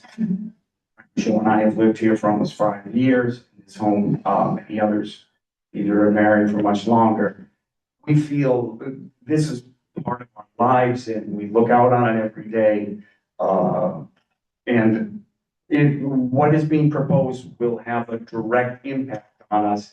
And what I can see, it will have a direct negative impact. Aesthetically alone, what is proposed does not fit. In my view, it looks like something you build in the suburbs, not in our neighborhood where homes are modest and old, well over 100 years in many cases. The homes are classic Newburyport on Arlington Street and Highland Avenue. They have character. Maintaining this character is a value that I believe most in this city possess, and hopefully those of you in this room hold dear, and even raise the issue of affordability. Jamie's son will be help with that. Please don't understand, I'm not against development. I understand cities grow, development is inevitable, but let us develop smartly. And in this case, that means, I hate to say it, going back to the time where we need to rethink this whole thing. That is, if you insist on going forward with it, because we in the neighborhood deserve better. Thank you very much. I just want to add, it's not an NIMBY issue for me either. I would say smaller homes, maybe some nice capes, affordable. Isn't that a big issue in the city? Amen. My name is Glenn Casey. I live at 19 Arlington Street. And I'd like to thank all of our neighbors for showing up tonight. I'd like to thank the volunteer planning board for doing your job and making it so that it's not the wild, wild west in Newburyport. Counselors who have given us communication, the planners, planning department. It's a lot of people to thank, but I'm here to say what everybody else has already said. We need to protect the trees. We need to protect the landscape. We need to have it fit in with the neighborhood. The size, the character is not appropriate for a historic neighborhood like Arlington Street and Highland Street. It's totally out of it. If you want to do it someplace else. And, I would like to say that if you do it properly, welcome to our neighborhood. Just be sensitive and respectful. Thank you. Thank you. Everything has been said for the most part. Jamie Stone Carter at 3 Arlington. I think two of the things I am concerned about is the road being on the south side. There's all wood, which Rick had brought up. And it leads us to believe that this is just a matter of time before they clear the other side of the interior of our block and put up more $1 million homes. It doesn't seem like putting the road on the north side would be such a problem to scale back the houses so that we have privacy and a buffer if you're not planning to do that in the future. The other thing is we just got over this whole Kmart apartment building business, and there has to be a certain amount of affordable housing in Newburyport. And now with more production of huge unaffordable homes for most, we're going to be putting up 6 more apartment buildings to create the same percentage. I'm exaggerating, but still, you know what I mean. We're going to be still facing the same problem over again that we're just trying to solve now. So that's all, and my neighbors are awesome.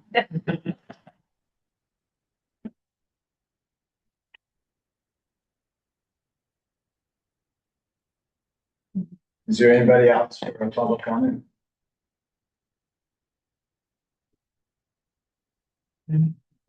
Excuse me, is this going to be our last time to make a public comment? If I could do the share. Yeah, go ahead. Hey, just to be clear, from my mind, I can't speak for the board, but I would suspect based on years of experience, there's likely to be a continuance of this matter to another night. And typically every night that the board is hearing a matter, there's an opportunity for comment because there might be new materials and so forth. So generally speaking, there will be an opportunity at some future night to comment again. And if I could just add, in that timeframe, there'll be other information, as the applicant said, there's rough detail, then it gets more refined and more refined. So the next time that you come, and we hope you come, we enjoy everyone coming to watch us, you'll have more to look at, there'll be more details about the areas of concern.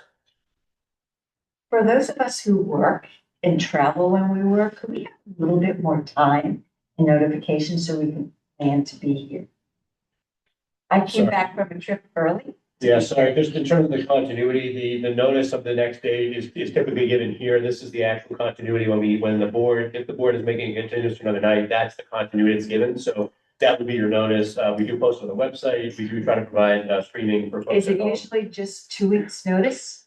When you say notice, it's only the initial public hearing opening that has the legal notice to abutters and in the paper and whatnot. It's the continuance from there that happened verbally at the meeting. The board makes a motion to continue to future nights, and that's the general notice. And I was gonna say that that it really depends, we'll come up with what we think is needed for our next meeting, and the applicant will say, well, I can get it done, because they would need to have it done in. Yeah, 10 days, right? yeah, to that point, actually, the board hasn't gotten this discussion yet, they'll allow that process to unfold, but generally speaking, I would not recommend in this case, probably a continuance for 2 weeks, because that means the applicant only has really 1 week to prepare plans, meaning the board has at least 1 week to review those materials. So it's more likely that something like this will be continued for a month or so.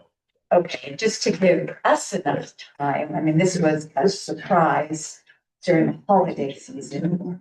And Understood. 21 days notice. Understood. Yeah. 21 days notice, that's fine. Now it's on the website. Okay. You'll see Thank that agendas are posted. You'll be able to log in and check all that. New materials are posted to the same OpenGov record that is linked to the website from the agendas for these meetings. And if any materials are coming in from the applicants, you'll be able to see those there too. The board takes a look at them. Applicants are advised to submit those certainly no later than a week before the meetings. And obviously we try to get things in sooner. The board can always flag for an applicant at a hearing, something's come in too late, and more time to be for review. So that sometimes comes up as an issue because folks hear when we have a butters. But you know my point. I understood. Yeah. I think the board understood. Steve, Jay, would you like to answer some questions? Sure. I think we should close it up. Yeah, just to be, anybody. All right, sorry. Close public comment. Steve and Jay can answer questions.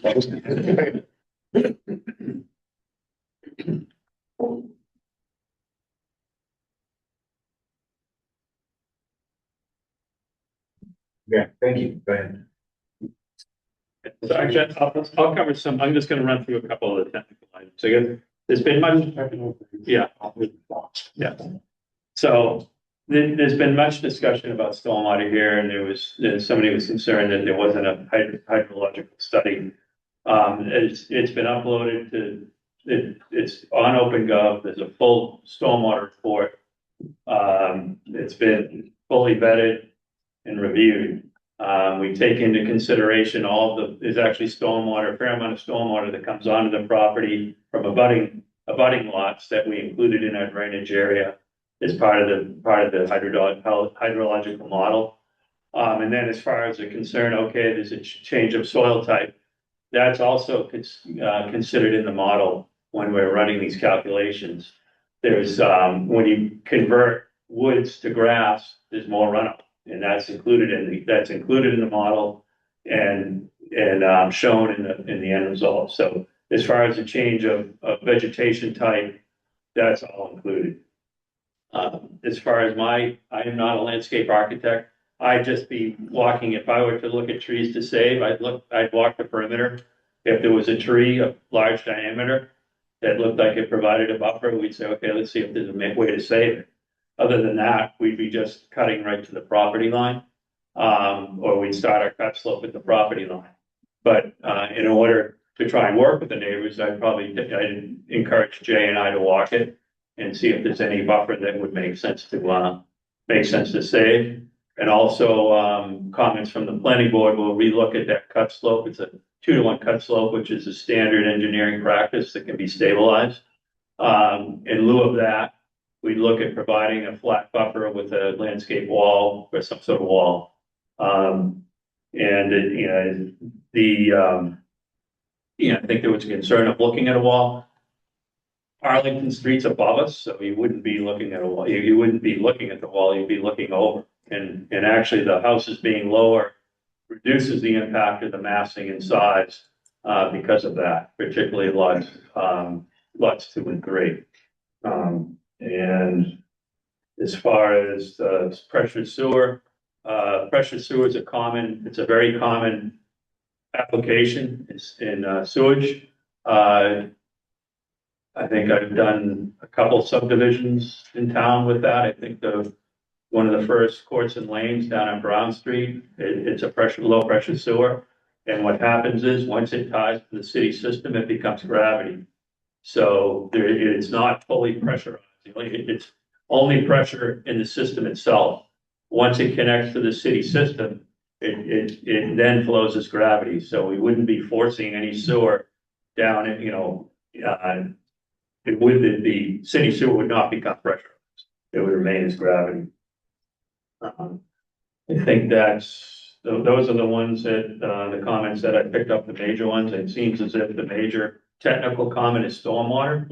And I just want to reiterate the fact that I've designed many projects in Newburyport, and I'm kind of actually a little bit of a geek about it. I've gone during some of the larger rain events, I go and look and see how they operate. And I can tell you from my experience, they always overperform than what's designed because of the conservative nature of the calculations that we have to apply to it.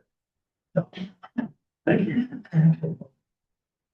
Sorry, Rick has a follow-up. Oh, So on the existing conditions plan, there's a general outline of the tree area going around the perimeter of the property. yeah, that would just be it could be the more mature tree or scrub, it could be a mix, My whatever. question is, there's also 7, I think, trees that are actually shown as individual trees.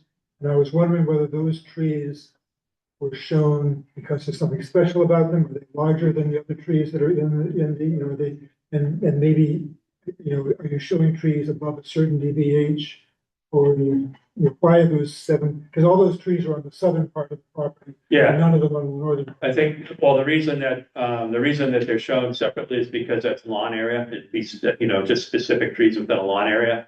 If there's a brush line, typically on with the survey, if there's a brush line, they go to the brush line. And so that that, tree line or brush line, they don't typically go back in and get specimen trees or larger trees. So there is one tree though that's well within that line. And it actually looks like it's gonna be abutting property to High Street. Yeah, I'm not sure he picked up on it. So I was just wondering. Yeah. So what you're saying is that these trees aren't necessarily any bigger than the trees? No. Okay. No, it's just that it's in an open lawn area, so they'll pick up, they'll pick the trees up. If it's open lawn, there's a tree, they'll pick it up. If there's a thick, if there's a brush line, they typically just grab the limit of the brush line is sort of standard operating procedure as far as the survey goes. Thank you.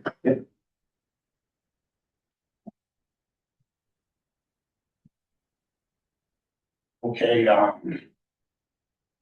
so I'm gonna speak to, can we go to, 6, slide 6, please. Sorry, what was, I don't know if they're- That's the meeting. So just to give you guys an idea of my experience in Newburyport, I too care about Newburyport. I grew up here, lived here my whole life, graduated school here. I've done a number of projects around here.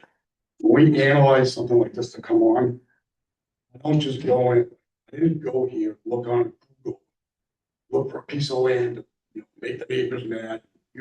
That's not how it works. So overall plan for this, I think is a good idea. Is there's a project that I did that literally other side of this drive. And so I do like to go in here, have land area. This is land use, planning land use, have land area, right? And then people build, buy a lot and build themselves their custom home. Okay. So in doing that, Andy, can you just kind of zoom in on any of them, pick one. The easiest one. In doing that, looking at these like dotted lines and blocks, so that like the colored ones, everyone's talking about the house. What that represents is the greatest area you can cover on that block. That doesn't represent the house, what it looks like or anything like that. So what it is you're allowed to cover up to 25% of the lot. Okay, so that's the maximum foot. You cannot go any bigger than that. Is it gonna get that big? But you can't get any bigger, you know what I mean? So then beyond that line, there's dashed lines all the way around that. So those are the setbacks. This is all designed to R2. This neighborhood is zoned as R2. Everything on Lincoln Street is non-conforming. We have to live in the world. It's basically geometry. So we did really analyze putting that road on the other side. That's the first thing we did. And what happens is when you come up that hill, you're dealing with not only the cut, you're dealing with all these remnants of land, and your yield comes way down because everything's like I need 80 feet of frontage. And then we also have to design these blocks that fit. So like these are all design parameters to get to this. So when you're looking at these things, this does not represent, that basically tells the public and the board, this is my maximum size. These all meet zoning. So this is the zoning requirement. So in the planning, we go through requirements, which is land use, right? So this is a land use. We need to represent that we're meeting all our parameters, checking all the boxes of these things.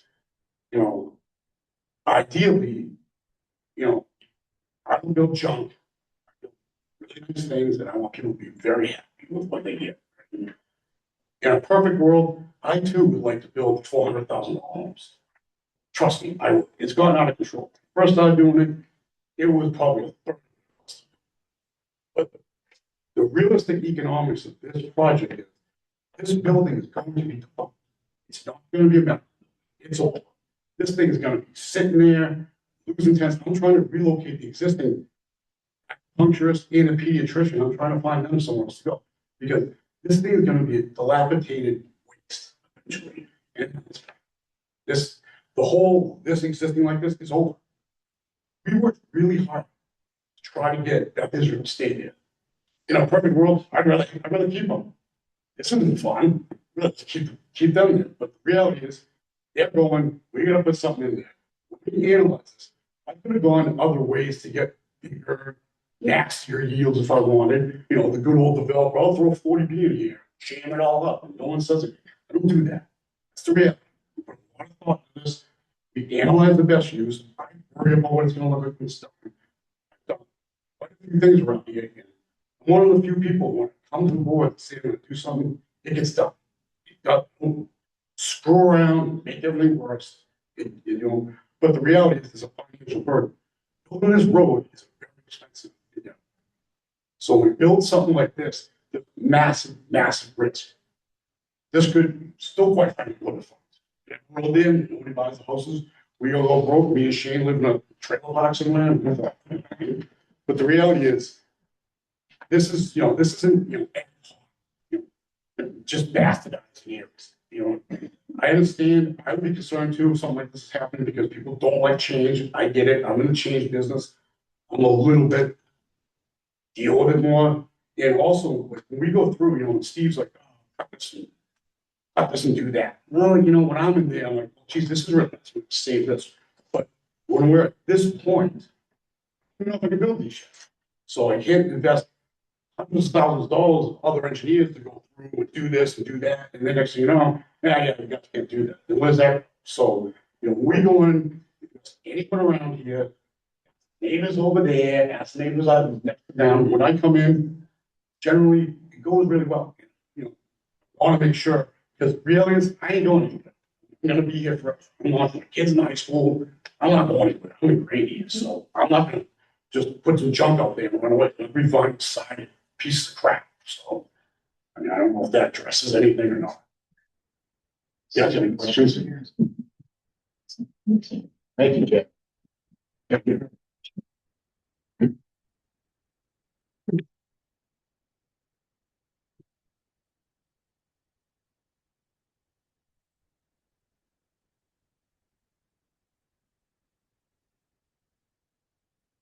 I think we're gonna have a discussion among the board. Rich just told me to say that. And we'll itemize the issue. Who wants to start? Well, I mean, I think the obvious is where we are in continuance, but is acknowledge they want to relook at some things, in particular, I hear the buffer, things like that. So I think just from a logistics standpoint, I think we're okay to continuance and should start thinking that way, but maybe I'll wait and see what we're thinking about more specific comments. So one of the things we had when we looked at the development that's buffered in Merrimack was, well, we had two things. We had architectural plans, which I understand we don't know what the architecture is at this point, but we also did landscape. I think that would be very helpful to have a sense of what the proposed landscaping is going to be for this. There's what the landscaping is going to be along Highland Ave, and what landscaping will be proposed along the lane. So we have a sense that where trees are going to be. When we did the Doyle Drive project, we had a lot of information about where trees were going to be and what the landscaping was going to be like. So I think that would be very helpful to understand that. Also, related to that, and following up on my question to Steve earlier, I would like to have more information about the existing conditions of trees. It's been referred to as scrub. Some of the neighbors talk about older trees that provide, benefits. So I guess I would like to know, I'm not sure what the cutoff is, but maybe have mapping of where some type of level of significance for each DBI. I'm not sure, what would you think? Just to have, so we obviously don't want to, every little sapling. But we have some significant trees in this buffer going away, so we can know what is necessary. Sometimes I would get the call, but anything above 6 inches. That'd be useful. Yeah. So I would kind of leave that up to planning versus, Steve, in terms of what we should. I think what may be helpful too is some photos of different angles of the trees, not just from the site, but from outside looking in, because we're doing a lot, we'll look on plans, it's a top view, but it doesn't give you the flavor of it. I mean, we can certainly go out there individually and look at it and show, we all will know in this group, but it'd be, be helpful to know, okay, this is the angle, and this is the thing, nothing architecturally doesn't have to be beautiful, we're not making a production, we're just trying to get a sense of what what it looks like. A photo array. Photo array. Yes. And kind of related to that, we've already talked about trying to maybe pull back some of the drainage structures from the edge of the property line. That's something I'd like to have considered. Limit the impact on the butters. One of the things that I didn't catch until I was looking here this evening was, there are fences shown on the proposed plans, and on the south side it's shown as a vinyl fence, north side it's shown as a wood fence. It doesn't show where the wood changes to vinyl. So maybe there's a place where you could, I can't tell whether the fence backing up against 253 High Street, for example, is vinyl or wood. It's not really clear, I don't think, unless I'm missing the notation in the plan. But it would be helpful to know what is being proposed there. And I guess for Andy, a question for Andy. This, the plan that's titled the site layout plan, which is the plan that shows the conceptual footprints of the houses. Yep. Is that something that we're approving, or is that something that is? The creation of the lot, you mean? No, I mean, we've got a plan showing house footprints. Oh, yes. So that's a great sort of on-point question for the discussion tonight, right? So, effectively, the board here would be approving the sort of reduced or revised, whatever degree, roadway, standard there. But those essentially would become on the zoning, lots that, with those setbacks displayed here are as right lots from there for permitting. So if there's a discussion about what goes on there, this would be the time for the board to look at those pieces. At that point, if they're broken off, if there's a roadway created, you go through this permit process. They're then lots that they would go to the normal process for plan review by the zoning administrator, the building commissioner, for compliance with zoning, presumably ask for right plans and those are things that need special needs variances from the CBA board. But here, if there's a concern about looking at that detail, because it's a discretionary special permit, that would be the time to look at it. If this is approved here, then it's typically, this is almost looking at like a regular subdivision, the roadway is approved, and all the lots that happen after that are built individually through the zoning that normally happens in those lots. Right, so I guess what I'm saying, my question is, I understand the definitive subdivision plan, which shows those buildable areas. Yeah. But the next plan is a plan that actually shows buildings. And are we approving those buildings? Yeah, no, however, to your point, and I guess to remove ambiguity, the type of ambiguities that I've seen over the years, right, questions, things like that, I think it would be good to clarify one or the other goes. So, the way that this can essentially mechanically work is the board can approve the roadway layout and leave those as right lots and allow the flexibility, as Jay was alluding to in the presentation, that within the envelope that's allowed, the developer can propose individual homes after that in those lots. However, it should probably, to your question, maybe to clarify, it probably should be clarified one or the other, the degree to which you want to solidify or incorporate any parameters for those lots about the way that the homes are placed or, vegetation screening, the things that that have been touched on tonight. Because absent codification of those things in the decision or looking at those areas now, those would then be the as right lots, the homes fit within the setbacks that are displayed there. Those envelopes that were mentioned earlier in the presentation, those would be permittable lots. It would not need to come to a discretionary board for review. Then to follow up one more step, the special permit allows the creation of the lane. The next step is a subdivision plan that allows the creation of the lot. Can the special permit include conditions that would affect the setbacks in the lot? Yes, the way that I read this is, and again, it's tangential or indirect, But by way of granting some relief for the roadway design or indoor construction standards, right, whatever sort of makes this lab work, if you will. The board then has the ability to look at during the permitting process if it so wishes, further detail relative to those things. And therefore, sort of from a sequential perspective, addressing to the best, of anybody's ability or interest, through the special permit process, those areas of concern. They're enabled or created by the, roadway approval. And then the subdivision approval, showing just essentially for the purpose of, all the practical purposes, just the construction of this, and everything involved there.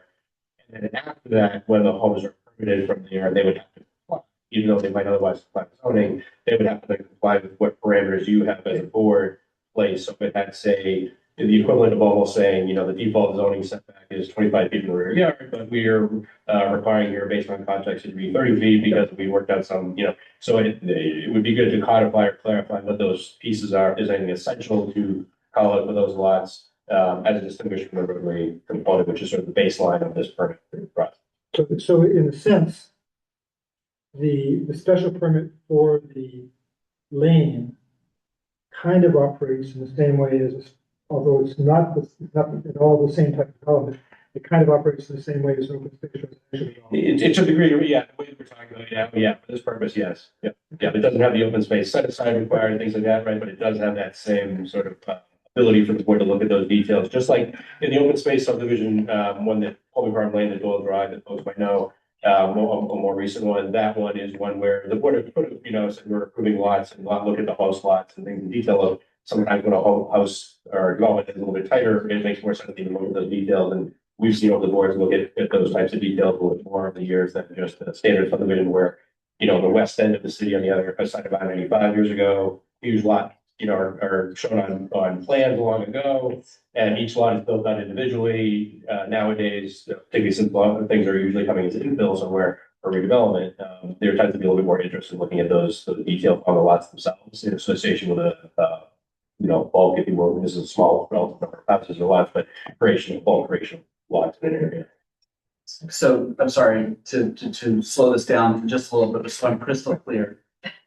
One of the things on the table, and there probably will be more conditions, but are buffers, preserve trees, something like that. So where would that specifically, would that be on the special permit for the lane or on the subdivision? Yeah, I would suggest, generally speaking, that should be in the special permit. And so the subdivision plan might reflect a lot of those same details. It wouldn't necessarily need to cover the same, all those same areas, but the plan sets essentially with the same set because of course we don't have any inconsistencies, right? So at the end of the day, those type of details, however, would be covered by the special permit.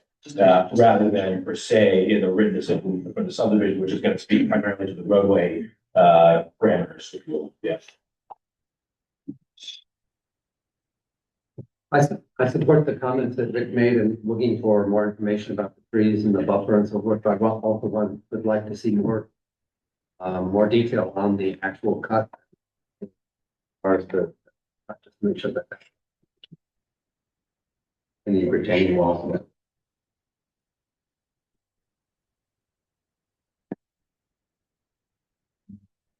Okay. Well, I think I've got a couple more.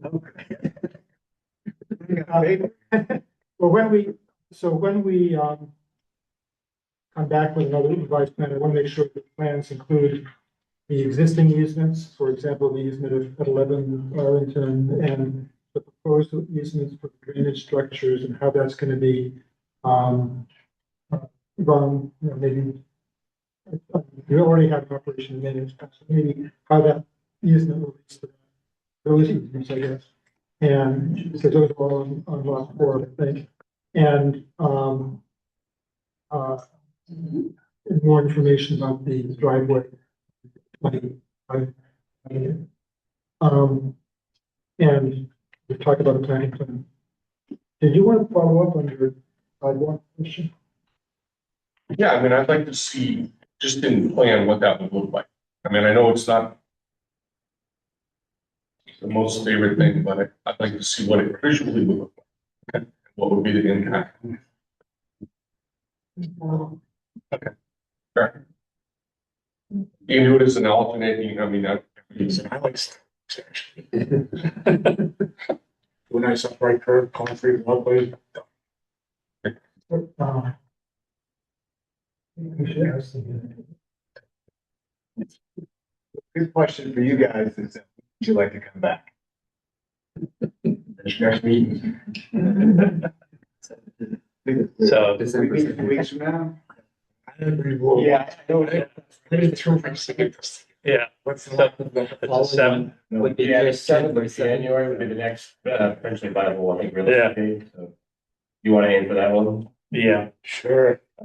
So normally we would expect materials in no later than a week before that meeting, so board members are looking for that, obviously, the general public, that's when we're at 31st of December is when we're expecting those things to be uploaded. You're not doing anything with the holidays, right? It's not now. Well, in that case, I guess I'll ask for a motion. I would, oh, go ahead. I'll move to continue the special permit application and definitive subdivision approval application for 18 Highland Avenue to January 7th of 2026. I second. All in favor? Unanimous. Okay. Thank you very much. Thank you.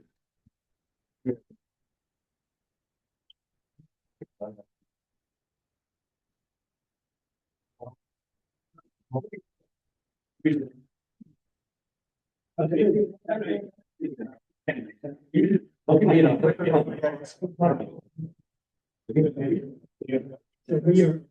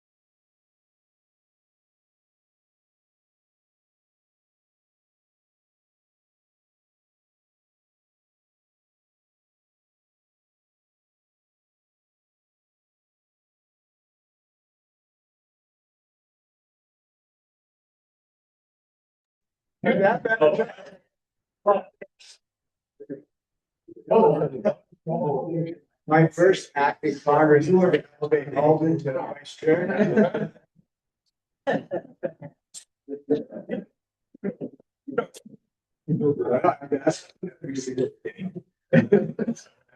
Just one thing to listen. It's another thing to do. All right, speaking of which, it's Kyle here. Actually, wait, no, I guess we're gonna try to approve some minutes tonight. The minutes of 8:20, not available, are not available. The minutes of, sorry, okay. The minutes of 11/13/2025 and the minutes of, we have to do them separately. You can make one motion. well, I wasn't. It's more. I wasn't here for the Then you first shoot one. it up. Okay, we'll do a second. So, I would need a motion to approve the minutes of 11/13/2025. Everyone can, As a matter. And as amended, sorry. There we go. I believe Rick is abstaining, but there's enough of us here too. I'm abstaining from the 13th. Oh, you are too? That, we're still, but, and the socialists can also vote, so. I need a motion for that. I'll move to approve the minutes of 11/15/2025 as amended. Okay, all in favor? I wasn't there when Oh, you were abstaining as well? Okay. Okay, so there's Four votes, so can we do that? four votes. We will carry that vote to the next agenda. This is why we always try to like, few people missing as, as possible, like, juggle which. Andy's voting. Moving on to the meetings of 11/19/2025. We have a motion to approve those. It's as amended. As amended. Second. Unanimous. I did everyone's name that was spelled. I tried hard, but I was like, You how spelled do it, Nate. I did, I spelled it.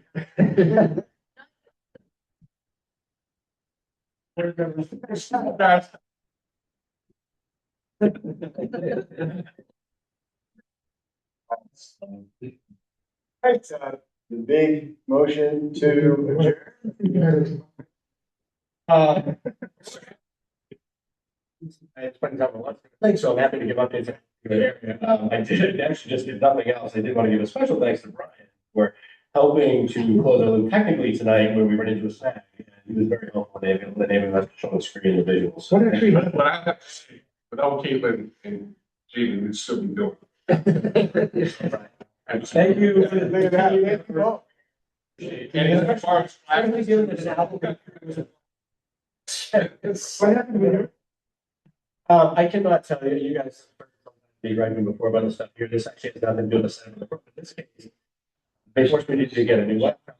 My laptop was probably very fine, but they made so many IT changes recently that they got a new one for me. But the IT director failed to pick up on the fact the new laptop, while being nice and small and maneuverable, does not have an HDMI port. Knowing that so many discussions about how important is all these meetings that we run, So I was just incidentally having, oddly enough, our second, he just happened to be here at the book. I was having an exchange with him, and I was like, he could have gotten me with the computer, like the adapter. So I was expecting to just plug into this thing in the back, like I normally do, and there's literally no HDMI port. I have to get an adapter now, exterior, to make a connection when I go to every room. So again, nonsensical stuff that sometimes happens, I have to. Anyway, that's a good fix. Yeah. No, I mean, CJ is looking at Kmart next week. You might want to attend that or all that. It's ostensibly, as far as we understand, the last meeting that they're going to have. So they'll probably discuss conditions, anything further from there going into January. Did they come up with anything new to respond to all the comments from last time? They did upload just upload some additional revised materials. I would say it's substantially different. Look at that further, but they have uploaded new materials for the board to look at going into this meeting. And when you say the last meeting, then you said something about January. Sorry, I'm referring here from after, assuming the closure of the hearing next week, based on the information provided on the documentation there, no new information coming in, the board then having 40 days to make a written decision. So having a couple of meetings, and they may actually have another meeting, I think the following week in December, we're trying to line up another meeting for them to start doing that discussion in December for the holidays. So Next week will be final time for everybody. that everybody should consider that unless the applicant last minute says, let's do it, continue it, or something like that. Now, yes, that's what everybody else should expect. So if you recognizing, for instance, that the portion near Shaw is where the, nodes in spaces and all that, whether those things are incorporated or not, whether you want to revisit that again, that's the time to, discuss those things. Equal thing. What is uploaded now, but we go, version that they, recently, that is the last version.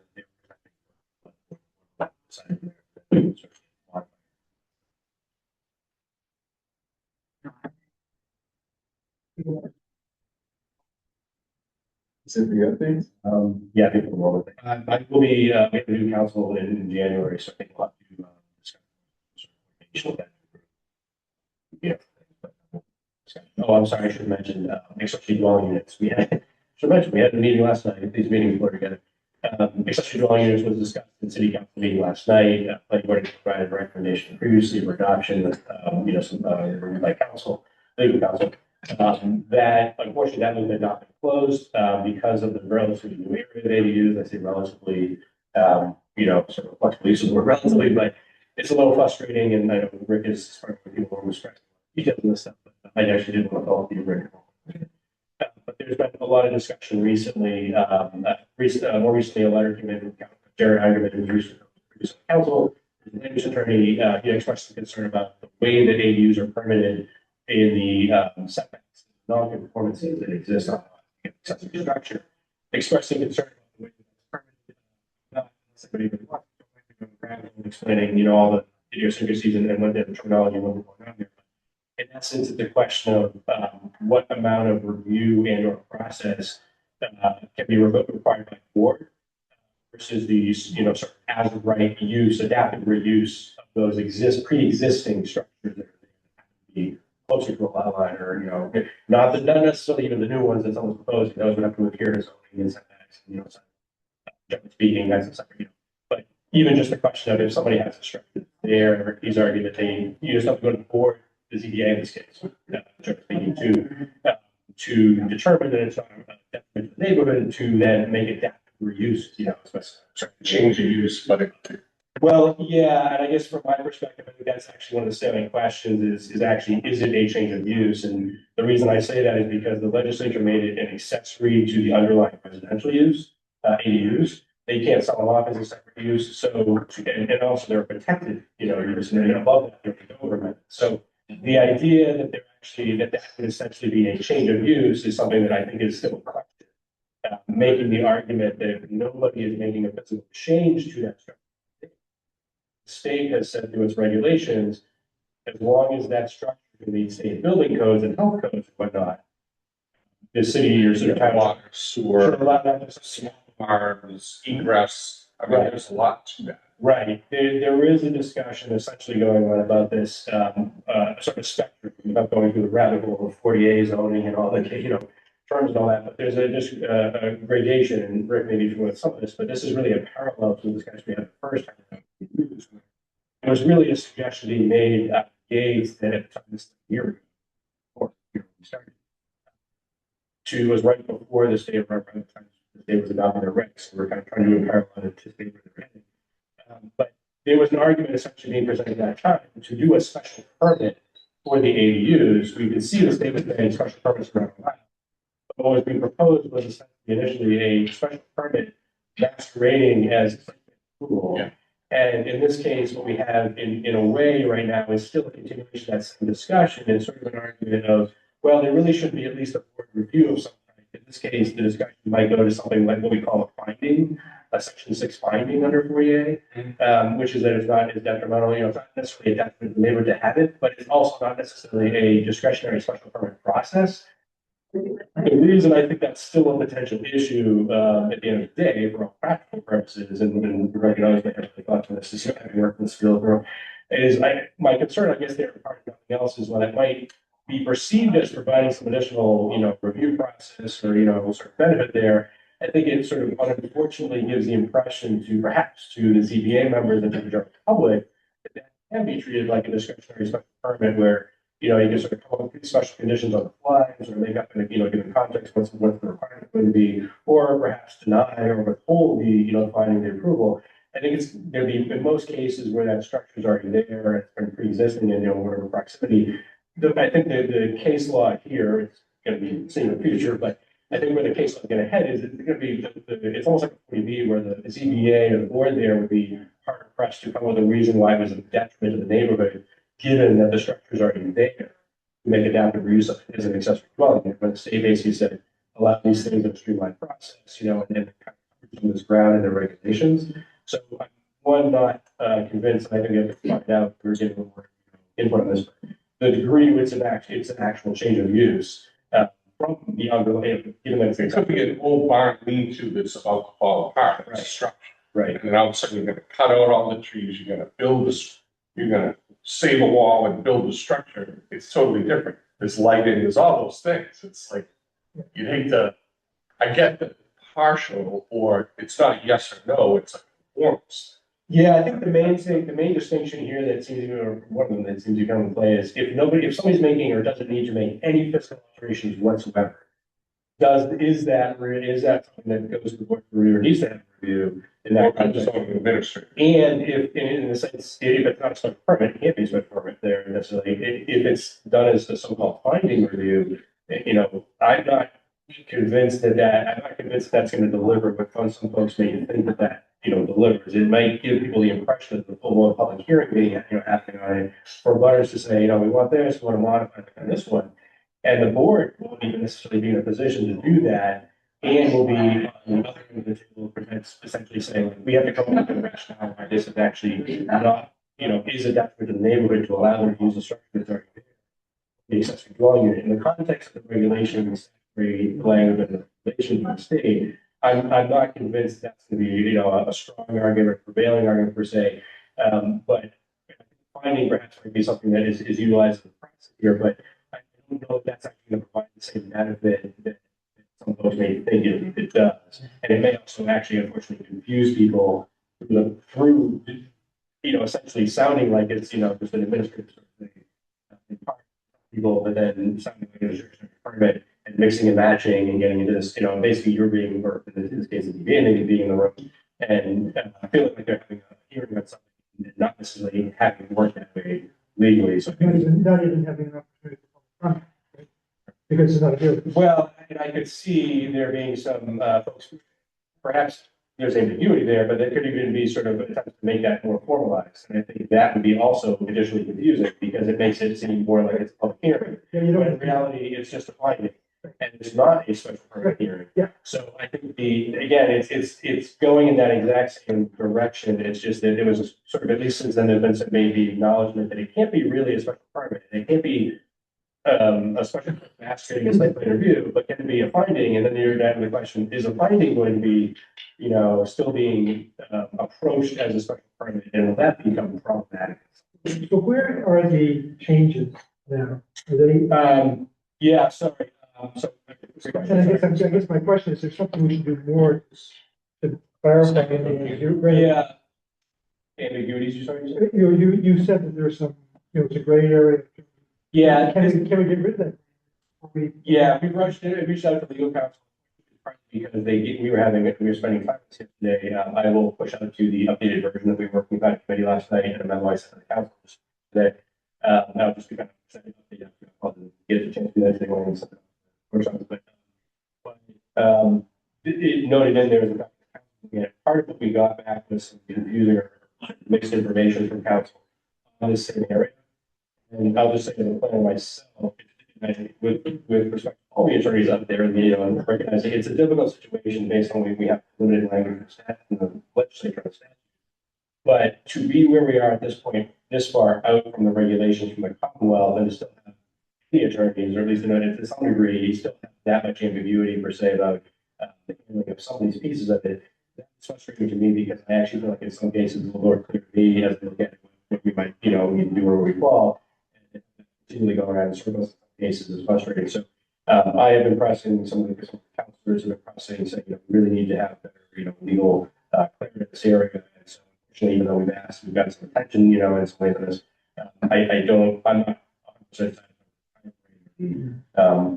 clarity that's able to be given. Some of it, in fairness to the attorneys, is not their fault. That's because of the statutory language in particular and partly the regulations. But I think, unfortunately, some of that's just because people keep sort of debating, and I frankly don't think that should be as much of a debate when we get into it. So I wasn't, this board.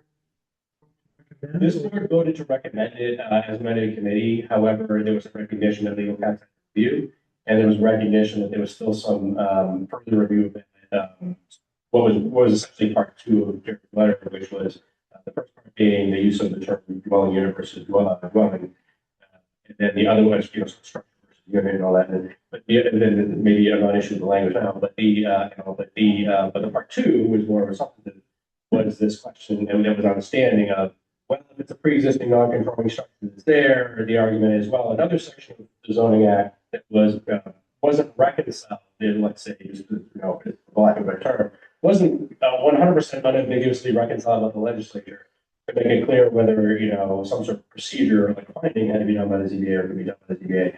Now the suggestion is being made that perhaps they should do that process. What was presented was essentially as alternative language going to the last meeting. It was essentially a special permit review by the ZBA in those instances, and staff, and at least in our office, we're saying we're not convinced that that's consistent with the state guidance. That's essentially a special permit, and it was essentially embedded in some convoluted language. So it was coming back to the same thing, essentially a special permit for something that DOHLC regulations suggest can't be done by a special permit. So we were trying to flag that as a potential problem, and we weren't able to get complete closure of legal counsel on the question there. So we are now getting a little further feedback. I guess one of the questions I would ask, is it possible to write the zoning to specifically say you? Regardless of whatever else is zoning, this is allowed as well. It is 100% feasible to do so. I think the problem here is that we, for instance, the two sponsoring councilors seemed very interested in trying to accommodate the amendment that was being contemplated. Since you guys looked at 13, was a provision, and I pushed that language out to you as well, was a separate Word document. So you like that language was essentially sort of a substitution, but what you see in there, the sort of suggestion is essentially looping back again, almost like what's saying essentially, well, if you're going to make adaptive reuse of those structures, do you have any sort of non-conformance? Maybe even if you're not doing anything structurally changing, you still have to go to ZBA for review for something. And so we're back to the degree to which the board needs to review it versus is it truly as of right for an accessory dwelling unit and deferring just to the default zoning that's on the books. If the board is has to do a procedure of some type, even if we try to clarify what that process is, it's still very simple to understand the degree to which that can have some conditions, description, and that I think is the problematic area of it's coming about here. That's being sort of mixed and matched, and there's essentially a policy disagreement in Jerry's letter with the executive community saying they're not correct in their regulations, they're overreaching their authority. Essentially, is what Jerry's letter says. They're overreaching their authority in part 2 of his letter because they don't acknowledge that you can do a special permit for this process. So, in any rate, that because that question was raised since your last meeting, that is now rolling around again. Legal counsel and the sponsoring counsel facilitate or address part of that by sending some of these things to the ZBA review. So we're not trying to sort of get that in there. If so, It's subtle in there. You both. And I know not all of you are as interested in all the minutia. And I appreciate it. Not as frustrated as people are slog in town. It's ridiculous. it makes our company close the loop on something. I have nothing else to make. Worried about stages to it, they'll let you know at some point. Yeah, you could go around this forever. You know? Someone's gonna be. I'm not offering anything more. I'm so David's suggestion. Motion to adjourn. Second. Motion to, he's first and second. I'll second. All in favor? Yeah, you did. That's right.